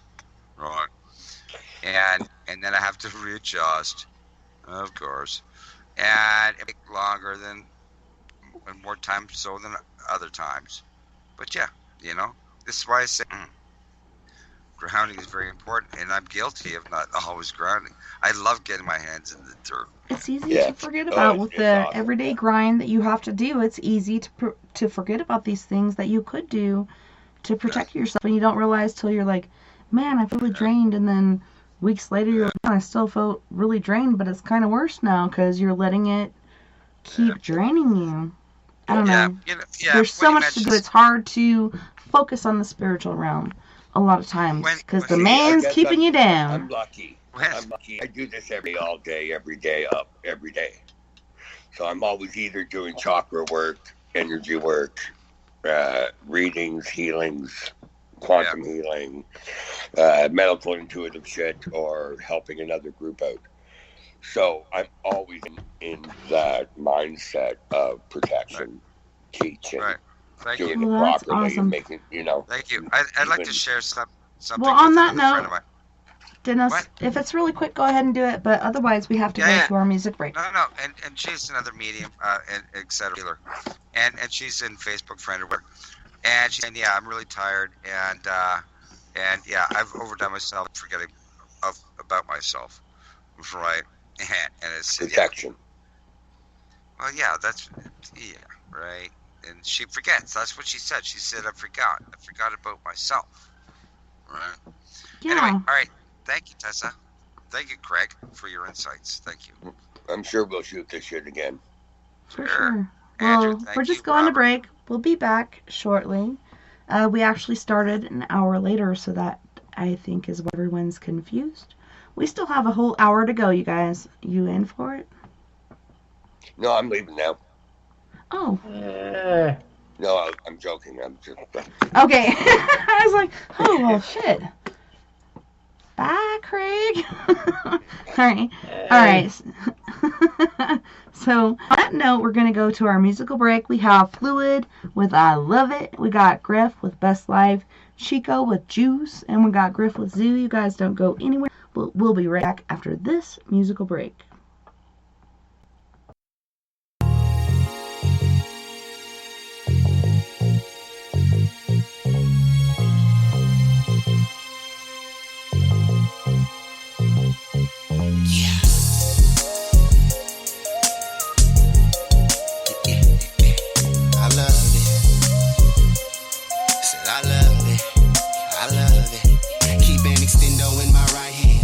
In my left hand, I'm ballin', making buckets back to back like I was Stephan. Better yet, I'm Phil Jackson, so don't treat me like the next man. And I'm kind of a real big deal, so don't be out here second guessing. Anyway, I make my pay and live this California lifestyle. Sunshine, loud packs, and chicks that love to get wild. That's how we do it every day. Slipping, sliding through the traffic on a mission for the day. Clearing marks about my way. Really got no time for y'all today. And all the craziness y'all talk, but never get your story straight. See me out here living great. I don't give a about all that hate. And when it comes to kicking game, I give you all that you can take. Trying to do it big, got no complaints. Every morning eating steak. They say I'm wrong for showing out, but I'ma do it anyway. Trust and thing ain't nothing, bitch, cause I can do it any day. It don't matter where I go, I always represent the yay. I'm so in love with this lifestyle. Anything I want, I say the word, I get it right now. Boppers used to hate me, now they tell me I'm a tight now. Swagger through the roof, got everybody on my height now. With this lifestyle. And I love it, and I love it, and I love it, with this lifestyle. Anything I want, I say the word, I get it right now. See me, I'm out here getting it and loving how I live. Best believe if I do something, I'm a stupid do it big. And this hustling is my gig, so don't you ask me what I stand for. Stacking while I'm macking, trying to earn myself a couple Lambos. Yeah, you know them toys for them big boys. Emperor of sorts and all you other players decoys.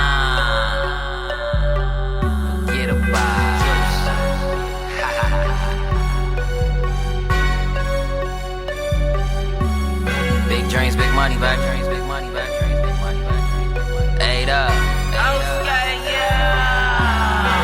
I think I got juice. I think I'm that hitter. They say I'm the man. I say, how do you feel? I think I'm the turn up. I think I'm that hitter. They say I'm the man. I say, how do you feel? Don't let drip, don't let drip, don't let drip. Don't let drip, don't let drip, don't let drip. Don't let drip, don't let drip, don't let drip. Juice. Handmade, get bucks for me. Drop the soda can, she got a crush on me. Little mama so in love with me. Even tall, look up to me. Look, but it never mattered. Got these haters pissed. I control their bladder, come across it. It's a chance to scatter. Henny on the house like a fucking ladder. See your main. Yes, I had to back her. She was being extra up and coming active. Beat it out the frame and let the glass shatter. Beat it out the frame and leave a flabbergasted. I think I got juice. I think I'm that hitter. They say I'm the man. I say, how do you feel? I think I'm the I think I'm that hitter. They say I'm the man. I say, how do you feel? Don't let drip, don't let drip, don't let drip. Don't let drip, don't let drip, don't let drip. Don't let drip, don't let drip, don't let drip. Fly guy, catch flight. Well connected, high five. Johnny Gill, my. Bad chicks, my type. Pull up like Huggies, they mug. Pull up like Huggies, they love me. Pull up like Huggies, cause I'm the MC Hammer can't touch. Off that fifth hand like I slice a chicken, I was practicing. I'm a mathematician, call me Michael Bibbins. I'm a new addition, not a Buddhist. Don't true religion, yeah, I spit a lot. Like my tooth is missing, and she gave me. Now her roof is missing, I'm the bomb, baby. Now the proof is ticking, be calm, baby. We in a new dimension. I think I got juice. I think I'm that hitter. They say I'm the man. I say, how do you feel? I think I'm the I think I'm that hitter. They say I'm the man. I say, how do you feel? Turn up. Don't let drip, don't let drip, don't let drip. Don't let drip, don't let drip, don't let drip. Don't let drip, don't let drip, don't let drip. Juice.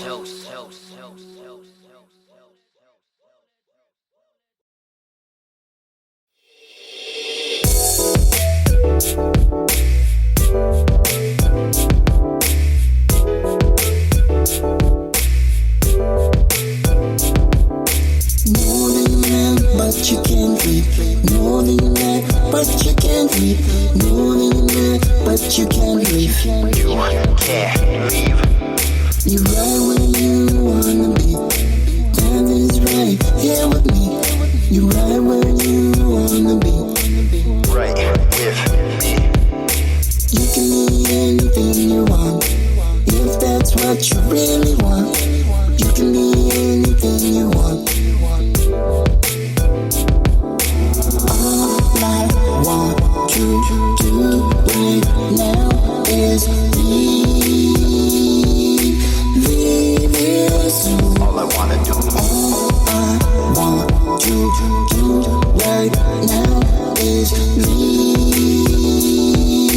leave here soon. For good, I'm wasting time. Not trying to lose my mind. Know that I am wasting time. Not trying to lose my mind. If you want to get left behind in this rat race, go back to my place where I know it's safe. And lock myself in my room. Won't watch the news, cause it is so confused. What can I do if I lose you?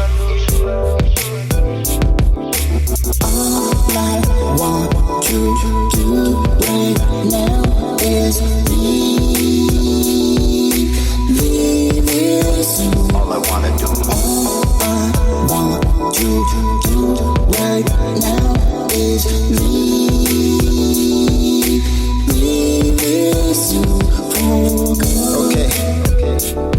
She was a loon Oompa Loompa, now her body super duper. Getting a lot of attention she was never used to. Hitting me up like I was Uber. Got a few miles, so I guess she's a cougar. Real winner, never seen her with a loser. Gorilla talk, ooga booga booga. Scuba, tuba, diver, I'm a rider. Getting cider, sweet like cider. Fighter, fighter, rider. Neither wants to get it going. Know it, hold it, fold it, blow it. Wait, I'm joking. Cages broken from these beasts. From down east on the streets, it's a zoo. All I want to do right now is leave it soon. All I wanna do. All I want to do right now is leave it soon. Oh, God.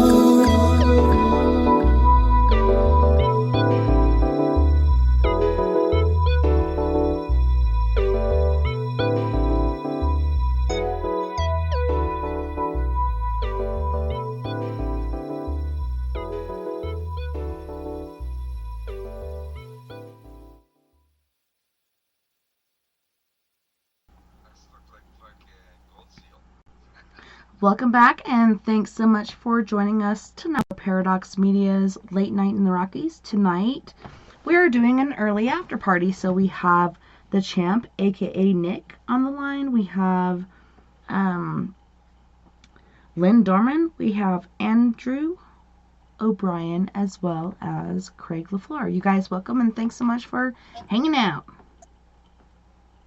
Literally. Yeah, it's a good thing it didn't mention my name again. Dennis! In the little bubble! I'm telling you what, like I could see these big boxes and then my pictures up here covering up other stuff. We got Dennis Dyke from Canada. Sorry. Alright. That's alright. Everybody's got to represent, right? Thank God Well, we've had people check in and out, so I don't know. I don't know. Hey, at least Sadie's got his shirt on now. Yeah, we got Len Dorman from Arkansas, so yeah. Keep the shirt on. I don't know. I'm waiting for take 2. Just kidding. Really? Are you sure? Alright, so what else do you guys want to talk about? We got one more hour to go. There's been, I don't know, for me, since COVID started, not only has the paranormal amped up, but aliens, UFOs, and you can consider that paranormal. Some people consider it separate, but it seems like there's an upsweep in all kinds of things. What are your guys' thoughts on that? Have you experienced that too, or? Yes, tons. I can go, but I would say, like, for the online market, it's massive. The UK is going through the roof. I would almost say 70% of my clientele are from the US or the UK. Because of the epidemic in the States, we hear a lot of it, but everybody's kind of begging to get into it, eh? But yeah, there's just a lot of negative energy affecting everyone. Mm-hmm. And I think it's because there's so much fear going on. Like, we have this fear of COVID, we have fear of the election, fear of other things. Like, what the hell's going on in our world? And these things feed off of it. I think it's just like blood in the water and sharks. You know what I get? Okay. I've been kind of like seeing this for a while. I didn't know exactly what it's going to be. But there is, of course, a shift in human conscious energy, right? Yeah. And where that the veils have already broken. The veils are thin. They've been broken for I don't know how many years. I believe, right? And there's people. Okay. Like this is my mantra. 85% of this, 85% of the humans must die. Okay, I don't care. Okay, And yeah, because you're either going to get it or you're not. All right? And it's like being a dead damn horse. All right? You know, you take it down to a river, you try to give it water, it's not going to drink. Get the out of my way. All right? There's horses behind you, okay? So, yeah, there's a lot of people that are waking up that I call them wanderers and wonders. Wonders and wanderers. Okay? They're quote unquote waking up sheeples and lemmings, right? You know, bad. like, you know, bad the sheeples. That's funny. It's bad. It's bad. It's bad. And it's funny with the lemmings. It's funny with the lemmings. No, it's funny with the lemmings because they'll just jump off a fucking cliff. They'll just follow each other. Else. They're like, yeah, it's all good. Yeah. I'm just going to follow everybody. this guy. Hey, let's all go. Let's all go. Yeah, it's fun. Let's all go. It's a stampede over the cliff. I thought you guys were talking about fucking sheep. Yeah, What? we were. And then it turned to lemmings. Oh, okay. Yeah, we're cattywampus and flying by the seat of our pants. It's all good. All right. That's Put all. on your tinfoil hat and, strap in. It'll be all Yeah, good. we're going down further down the rabbit hole. And so it goes like this. Intergalactic wars, okay? It goes like this. And you got the good peoples and the bad peoples, right? Like the good aliens, the bad aliens, right? You got reptilians, Syrians, Palladians, everybody's got like a party, right? But you always got bad apples at the party, right? Who's hosting the party, everything like that, and even within their own regimes, you got like, independents, you call them, right? Ones that are rebels of the reptilians, right? So yeah, I gotta get out of here, right? And it's like, yeah, man, I'm not with these guys. And so then they kind of like not infiltrate, but they kind of like commingle per se. Not really so much, but whatever. You kind of like crown weaving, like going through the crowds. Yeah, Right? right. Pardon me? Commingle. Yeah, just weave through the crowds. Don't cause any attention. Just work your way through. Yeah. You'll find your people eventually. Yeah, don't look at me. Yeah, don't look at me. I'm good. Yeah, I'm good. I know you can see me, you bastard. Shh. Don't out me. Don't out me, brother. Yeah.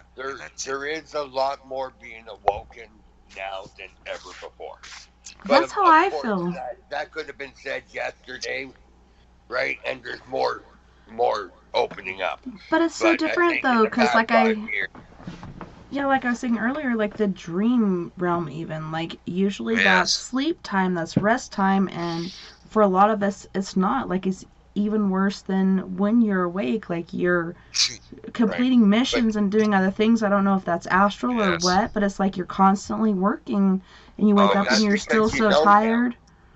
You're still so tired. Yeah, but there's no rest anymore. I actually got a couple days recently, but what didn't? Tessa, you can't make it. You can't have it like both ways. See, yeah. I don't want it both ways. I want to sleep and get some motherfucking rest. That's what I want. That's what I want. I can. No, anything is possible, and I think that's possible. It's like riding a bike. Once you know how, you can. It just will not leave your brain. Did you put rules and regulations down? Yes, I am the authoritarian. And I don't want to be the authoritarian. I want to be the fun guy for once. But yeah, I do. You tell them they can't bug you at night. Hey, well, it doesn't feel like they. It feels like situations, like future situations or something going on, is what I feel like it is. Okay. Tessa, Craig, this is the way I go through my sleep cycle. I try to process everything before I go to sleep, right? Some people call it meditation. But I go through a subconscious state, right? And I'm processing everything I couldn't during the day, right? Subcon, right? Daily activities, this, that, and the other thing, arguments, whatever, it doesn't matter. And then, I'll go through lessons, okay? Then they put me through lessons, okay? I'll call them my yeah, it's like training. Yes, right? And they show me stuff, I show them stuff, because they want to be human, right? They've never experienced humanness. So I share my humanness with them, right? So I like that's to share my humorous too. Well, you know what? I broke my humor, almost broke my humor. But then at the end of the day, this is beautiful. I get where we share, we play.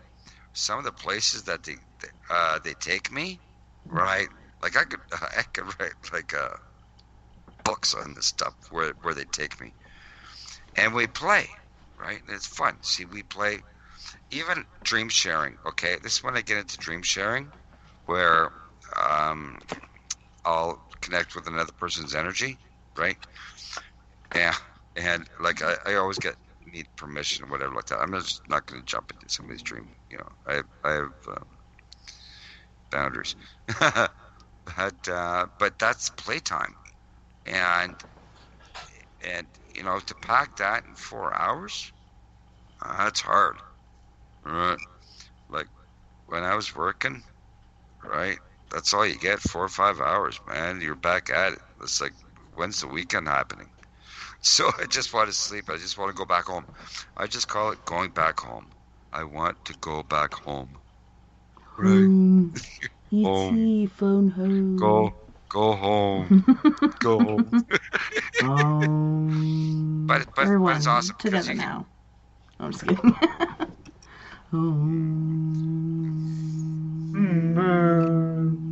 But no, it's hard for me. No, for me it's hard because I wake up tired and stuff like that sometimes. And yeah, like Tessa was saying, you're always working. You gotta find that time there. For me, I find it, and yeah, it's playtime. Right. It's like, fuck. 3D for me. 3 stages for me. 3D bullshit. And then in color, people are like, people don't dream in color. Yeah, I do. All the time. I do. Like, what are you talking about? Man. But I smell, touch, taste, feel everything. Yeah, and I hate when I feel like the feeling of falling or the feeling of being hurt or whatever. That's awesome. Have you ever I hate it. Water? Yeah. No. And I've been able to run and jump like and further and further and further through the air.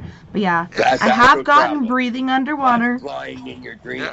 Yeah, and it's different than the physical body. It's like the spiritual body. But the 2 times that I know that I astral traveled because I was mentally aware of it, I didn't intentionally do it, but it did happen. I was trying to manipulate my physical body so it wasn't working. I was really drunk. I could not do anything correctly or balanced. Had I known it's like a dream, it's your spiritual body, I could have done that because I'm a pro. I've been working on this since I was 7. Did you know you can now do that while you're awake? And that's kind of what we've been talking about. We're able to do that awake. If you're in the right frequency. Yeah. You know what's really cool is doing the falling dream. Well, the flying dreams are cool, but waiting to hit the ground and see what happens, right? Well, it's like when I've done it, and I run and I jump and I can fly for a while, and sometimes I can just fly, but mostly it's running and jumping and getting momentum. Yeah. But you know what's cool? I did. You know that hoax or whatever. If you get killed in your dream, you actually die in real life. So I took this up, right?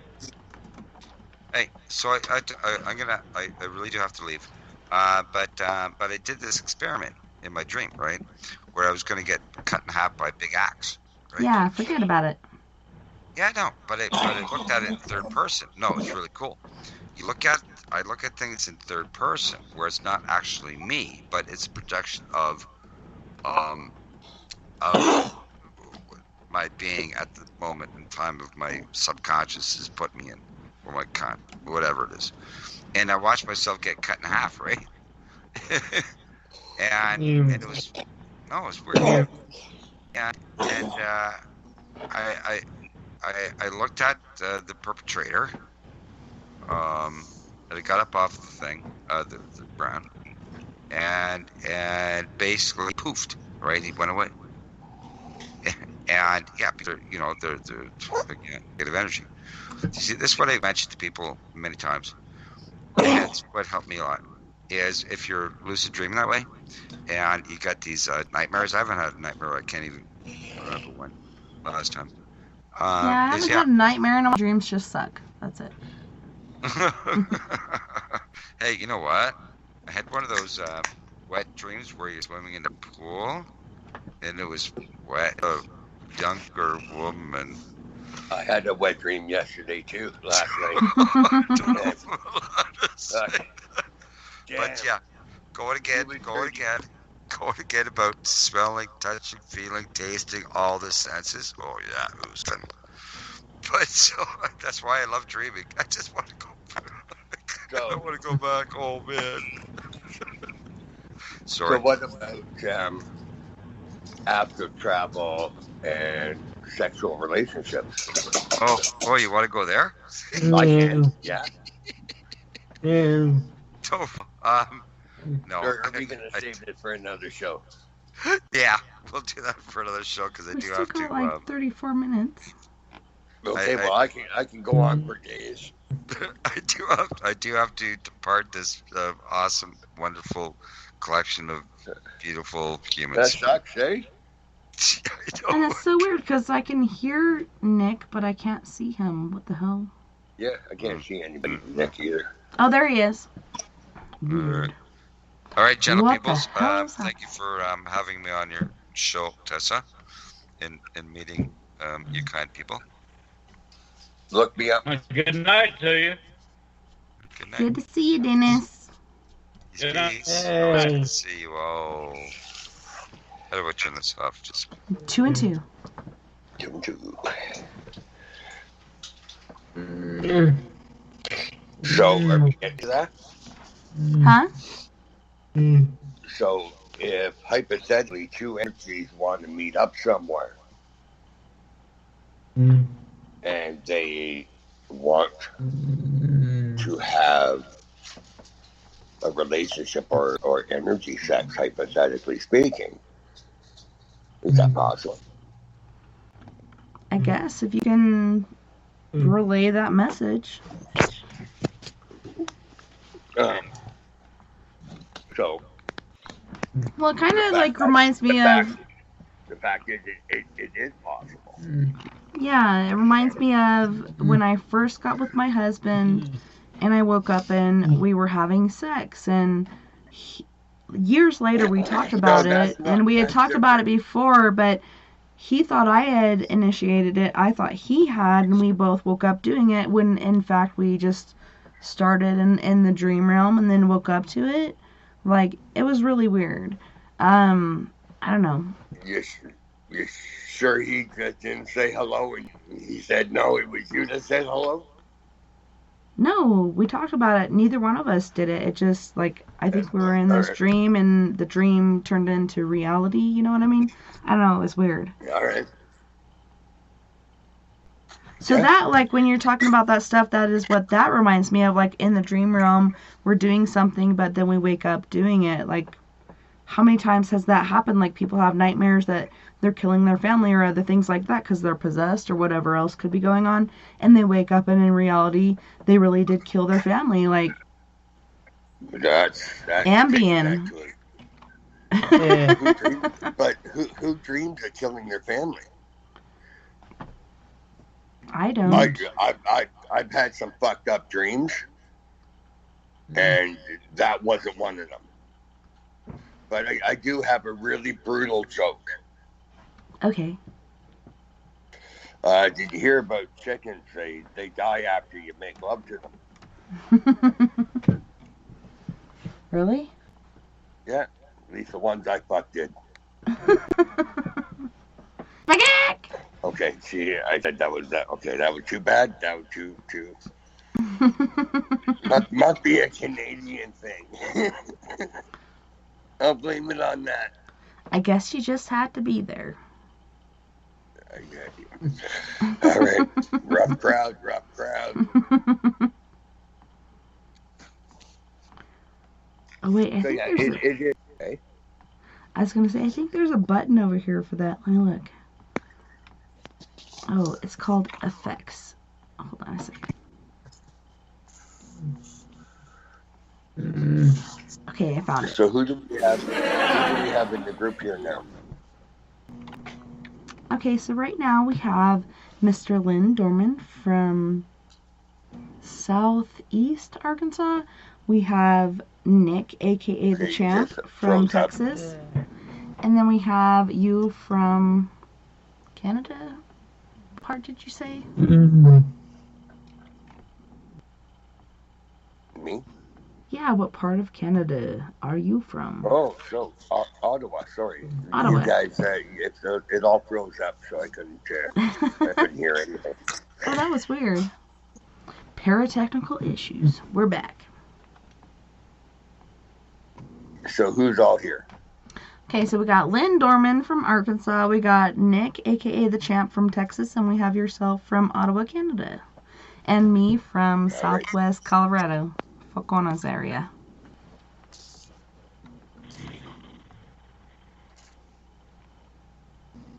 All right. But yeah, it's been pretty weird. And somebody was talking earlier, okay, I think it was Sleepy, about the UFO and how it was, he didn't want to say brilliant or whatever light, but it's this really bright, resilient light. It's so bright, brighter than bright. It was right after COVID happened and we're on lockdown. We're in our front yard. I allowed my daughter to go with her friends about 9 blocks away, 9 city blocks, and I'm out there with Lily in the front yard, and she's like, Mom, look at that, UFOs! And I don't have my phone on me, of course, but I'm looking and I see this light in the sky just kind of twinkling, and I'm like, that could be a plane, that could be a helicopter or something else, like looking for something. But I'm looking and it's like this really white, brilliant light, but to her, she sees these 3 little white lights. And then to my daughter Nova, who was down the road with her friends, they saw really white 3 brilliant lights changing in a triangular formation, kind of chasing each other, and all of a sudden they stopped and then jetted off at lightning speed. But it was cool that we all witnessed it and we all exchanged stories later, but it just seems like these things are picking up, and certain people in the UFO field involved with MUFON, so on and so forth, are like, I don't think it's anything, it's just going to be the same as it ever was, so on and so forth, but it just seems like it's really picked up. I don't know if it's because people are at home and seeing more things. Is that because more of us are looking now? Yeah. More of us are awakening and searching for the answer and the true answers that are being kept away from us. Because everybody has a phone. From the age of 3 all the way up, basically. So the pictures, the videos, and especially all the time at home with lockdowns and COVID, I'm sure definitely just continuously is going to spike higher and higher. And we're finding more hotspots too, where there just seem to be recurring over and over again different sightings. Lynn, have you guys had an upsweep in your like paranormal alien UFO stuff, or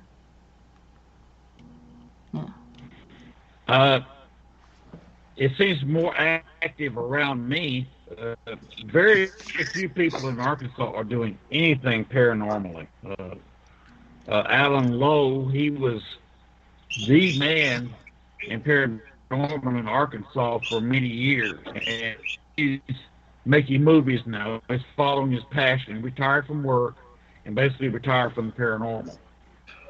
Since I moved down here, he would come down here 3 or 4 years earlier because he was having trouble, like you are, with getting good people, and he wishes I'd come down here 4 or 5 years before I did, because he and I could have really done some serious ghost hunting. But his passion now is making movies, so he's producing and directing movies, and that's all he's doing.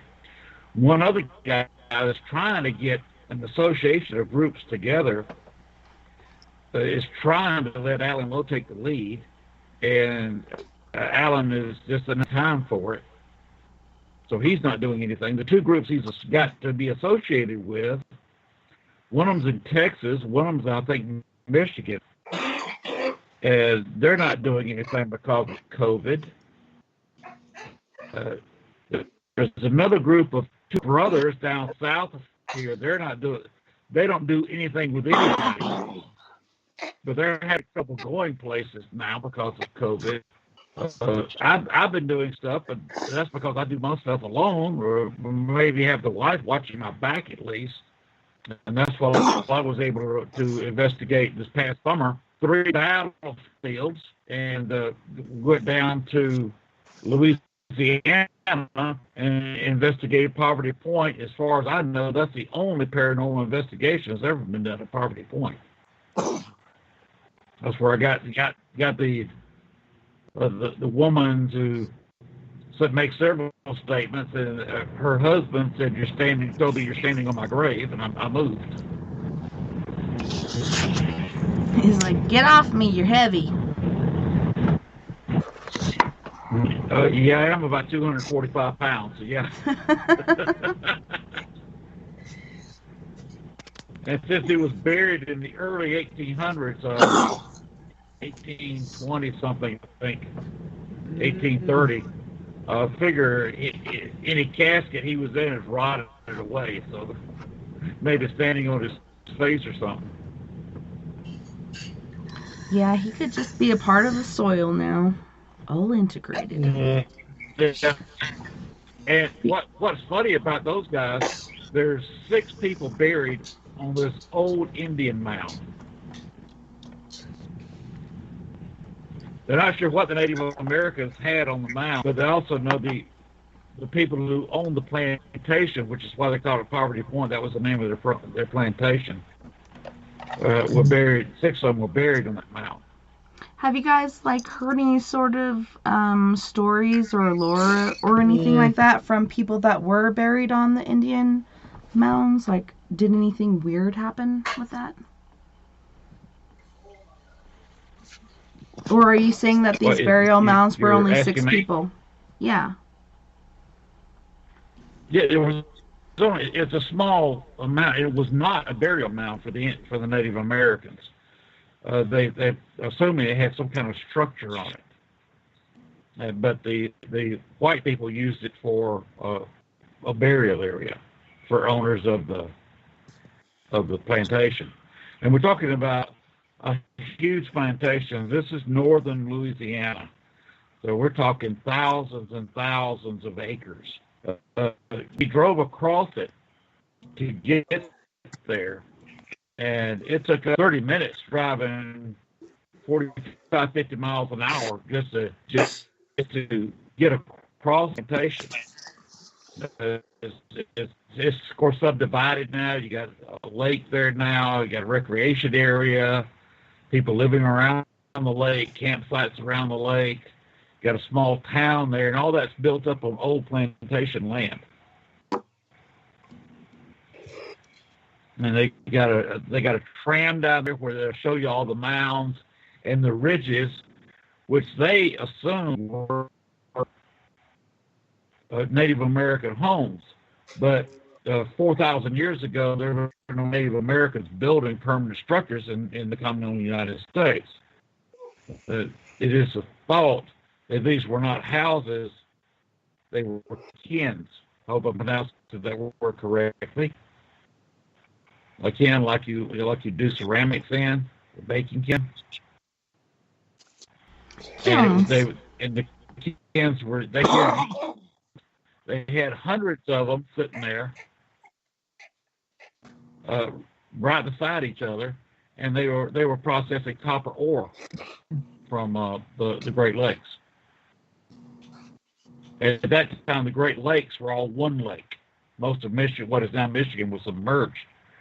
And there's what is now Lake Superior, where thousands of tons of copper ore is to this day missing, and some old tunnels there, some mining shafts, and they can't explain who did it. and it was what we call now the Atlanteans. What the official name of them in history is the Minoans, because the Minoans were the Atlanteans. Wow. And their empire expanded to what we call now the Nassau, the Bahamas, some of the other islands in the West Indies, into Louisiana. They mined up in what is now Lake Superior. They also had an outreach in Mexico. It may have been the beginnings of the mixing of the races in Mexico that spurred off some of the more well-known, the Incas and the Aztecs, who all of a sudden started building pyramids for no reason. So they could have intermingled with some ancient Native Americans. And after the volcano exploded in the Mediterranean around 1700 BC and destroyed the Minoan Empire, in giving rise to the story of Atlantis, that they had to stay there in the New World because they had nowhere else to go. Because right after the Minoan Empire was destroyed, you had something called the Sea People come in and destroyed 2 or 3 other empires, where the Minoans, being the powerhouse in the Mediterranean area, kept everybody at bay. They had the warships. Or, if you got armed ships all over the Mediterranean, people behaved themselves. And after that island blew up and destroyed all the fleets and basically destroyed Crete, destroyed the Minoans, the Sea People swept in. There was 2 or 3 rather interesting civilizations in what is now the Middle East, especially the Syria-Israeli area that the Minoans traded with, that were all damaged because of the volcano explosion and the resulting tsunami that hit Crete. It also hit northern Egypt, the Nile area, or what is now known as Syria and Israel, Lebanon, hit all that area. And since they were damaged, the Sea People came in and defeated all these once great civilizations, and went down and fought Egypt in 2 great wars, and was the beginning of the end of the great Egyptian empire. It virtually destroyed, even though Egypt finally won, defeated them. The manpower and the treasure expended in defeating them was the beginning of the downfall of the Egyptian empire. I don't know. There's so many interesting and intriguing stories about all that. Yeah, the Bronze Age. Yeah. The Bronze Age had to be compared with somebody else. There's not much area. There's also not a whole lot of tin at all. There's some copper in Spain that was mined out, but they had to get there was nowhere near the copper in that area to create the Bronze Age. There was nowhere, not hardly any tin. They had to get the tin from Great Britain. There's some ancient mines there that they're not sure who mined it out. That it was the Minoans that went to Great Britain, and tin was literally flowing in creeks there. They could just go to creeks and pull tin out of the creek. And they found the copper, the purest copper on the planet, 99% pure ore, so there's not a whole lot of smelting there. And the Great Lakes area, brought it down to poverty point, smelted it real quick, loaded 99.999 pure copper onto their ocean-going ships there at the point, and brought it back to Crete in the Mediterranean. They found a ship about 10, 15 years ago off the Syria, Lebanon, Israel area, far eastern Mediterranean, and they pulled some copper ingots off of it, and they traced it back to metallurgy, and they said this is, we are absolutely positive, we're near 100% surety that it came from the Great Lakes. The wreck was before Christ was born, almost 4,000 years ago. I think it was between 32 and 4,000 years ago. So there's actually been a few like treasure wrecks out there. The only ones. The only people who had the ship knowledge to cross the Atlantic before Christ was the Minoans. And you talk about how do you sail up the Mississippi against the current? 6 months of the year, you have southern winds that'll blow you up the Mississippi faster than the current will try to pull you back. And they knew this because they taught the Egyptians how to sail the Nile, which is, of course, the opposite direction. The river flows north and not south. That's weird. So they taught the Egyptians how that 6 months out of the year you could sail up the Nile, which is, of course, going south. And the other 6 months you couldn't. If you mine something down in the Nile, you could just wait 6 months or a few months until it changed to the wind stop, and then the current would take you down. And they found the Mississippi was the same way. For 6 months, they could sail against the current. Then the other 6 months, build barges out of local trees, roll the copper on the barges, and they just go down the Mississippi using the current.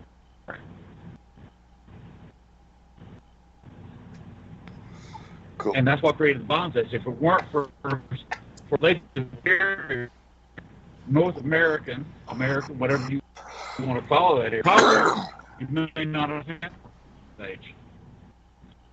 I just have to say, we got Mr. Jim Morris in the house. Welcome, Jim. Thanks for coming into the early after party. How's it going over in Scotland? Cold, a bit dry, but we've got a storm on the way, so I won't be getting over the door. So how's things out in Colorado? Cold. I heard Sandra saying earlier that they had rain and hail and stuff, and we don't have that stuff going on right now. We did have snow, but it's all melted away, except for on the mountains. It's still there. But yeah, it's just been cold. Yeah. Better you than us. We don't have snow yet, but it's coming. Yeah, ours came early. Like, usually it hits on Halloween. That's the first snow we get, but it hit early this year. It's so whacked. Everything's whacked. Yeah. Weather patterns, all of it. Everything. Mm-hmm. Oh, so what's going on with? They found out that the ancient Atlantean metal that was used in talked about on the original story of Atlantis is simply got a few odds and ends of rare earths in it, but it's basically bronze that's been dipped in a zinc oxide. They have liquid zinc, and they just all it takes is a little bit, and they just dip the bronze in it, and it turns the color of gold. Basically, it's a form of brass, because you get brass by forming zinc with copper instead of tin, which gives you bronze. Yeah, that's but awesome. You just take bronze and just dip it in liquid zinc, melted zinc, and you basically have, it's kind of a form of brass, but it's a very color of gold. And that's where the golden walls came from. You could just pound out your copper into a sheet, and then you just kind of brush on some hot liquid zinc, which doesn't take a whole lot of zinc just to cover a wide area. It's like cover water real quick. Yeah. And you've got and then nail it up, and you've got a golden wall, golden ceiling, golden floor. And that's how the Atlanteans got that. That's why he was so impressed with the Atlantean technology. They had hot and cold flowing water. 2,000 years before Christ was born, they had hot and cold running water. Well, they lived on a volcano, so hot springs. So they pipe it using ceramic piping and pipe it into their homes, so they had hot and cold running water in their houses. They had flushing toilets before the Romans were first with flushing toilets. No, the Minoans did. Can you imagine some guy from the Greek mainland coming down and visiting Crete or Thera, where the volcano is that blew up, and seeing a flushing toilet 3,000 years ago? Yeah, and that's where I believe time travel exists. No, it's crazy though, because there's been technologies that have been repeatedly produced, and it's for a reason, but every time these certain things tend to wipe us out. But a few of us exist, and we continue to do the human race thing, and we start over again and again and again. It's kind of like a video game. I know we've been around a lot longer than we scientifically think we have. I think we've been here for a very, very long time. There's a lot of things that have been found in ancient rock that back that theory. Mm-hmm. From, movable parts, a lot of, I agree. Wheels, I agree. Water. There's just so many different. They weren't that stupid, right? And like Nostradamus, Tesla, all these guys, we were all just mediums, right? They called us witches. They called us whatever. So, but yeah, the technology. Now, obviously, there's not lots of it, but I believe Atlantis was definitely part of that genre of people at that era that had that kind of technology. You look at some of the rumors that they think would be them and theirs. They got running water, man. They got toilets. They're doing just fucking fine. They didn't need us. They don't have our technology, and nor could we have done that back then.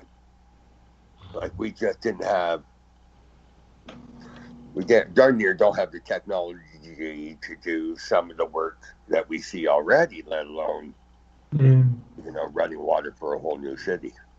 Like, Rome is way behind Atlantis, Well, there's one other thought too. If you go and look at a map of Egypt, northern Egypt, where the Nile is, and you see the Nile has a lot of inlets. Nile is just not one river that goes to the Med. It's got 7, 8, 9 little fingers of rivers that go into the Med. Right.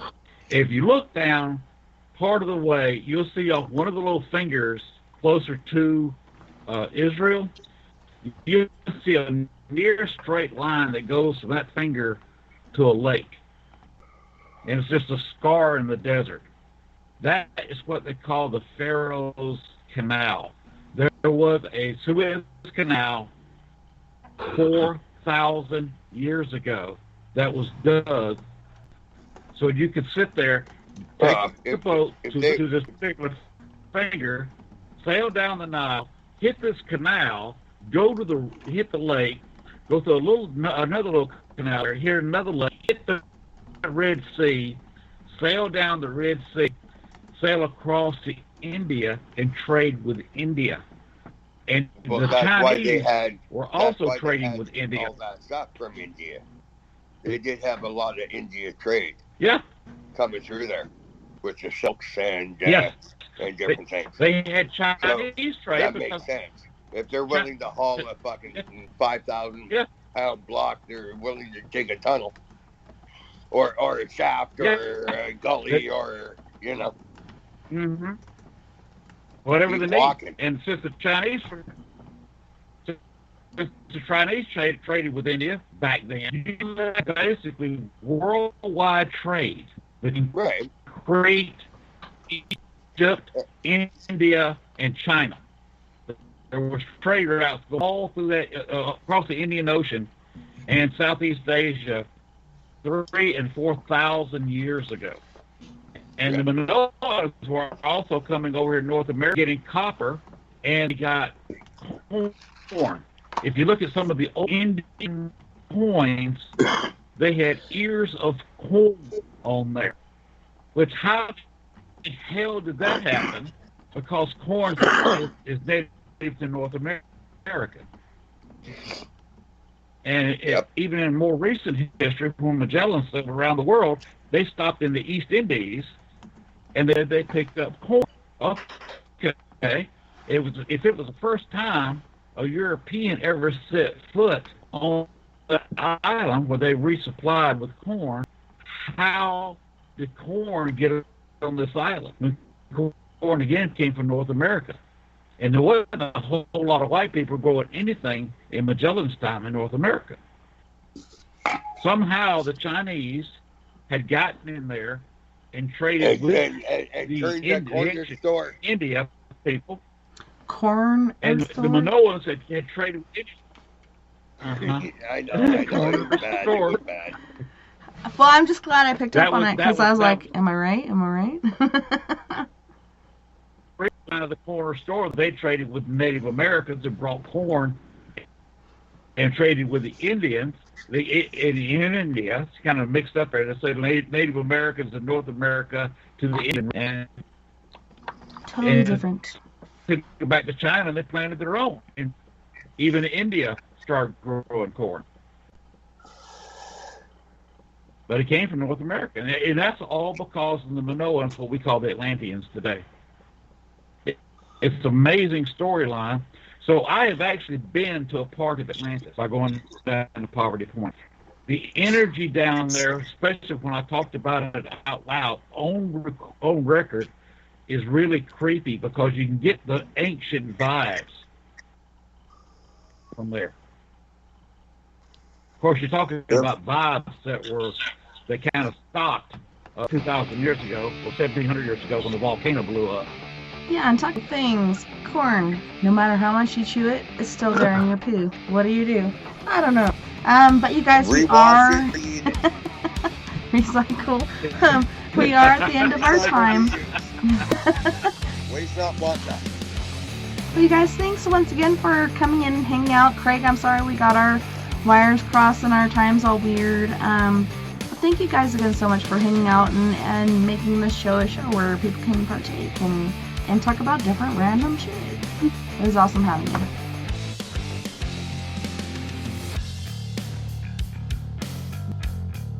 you.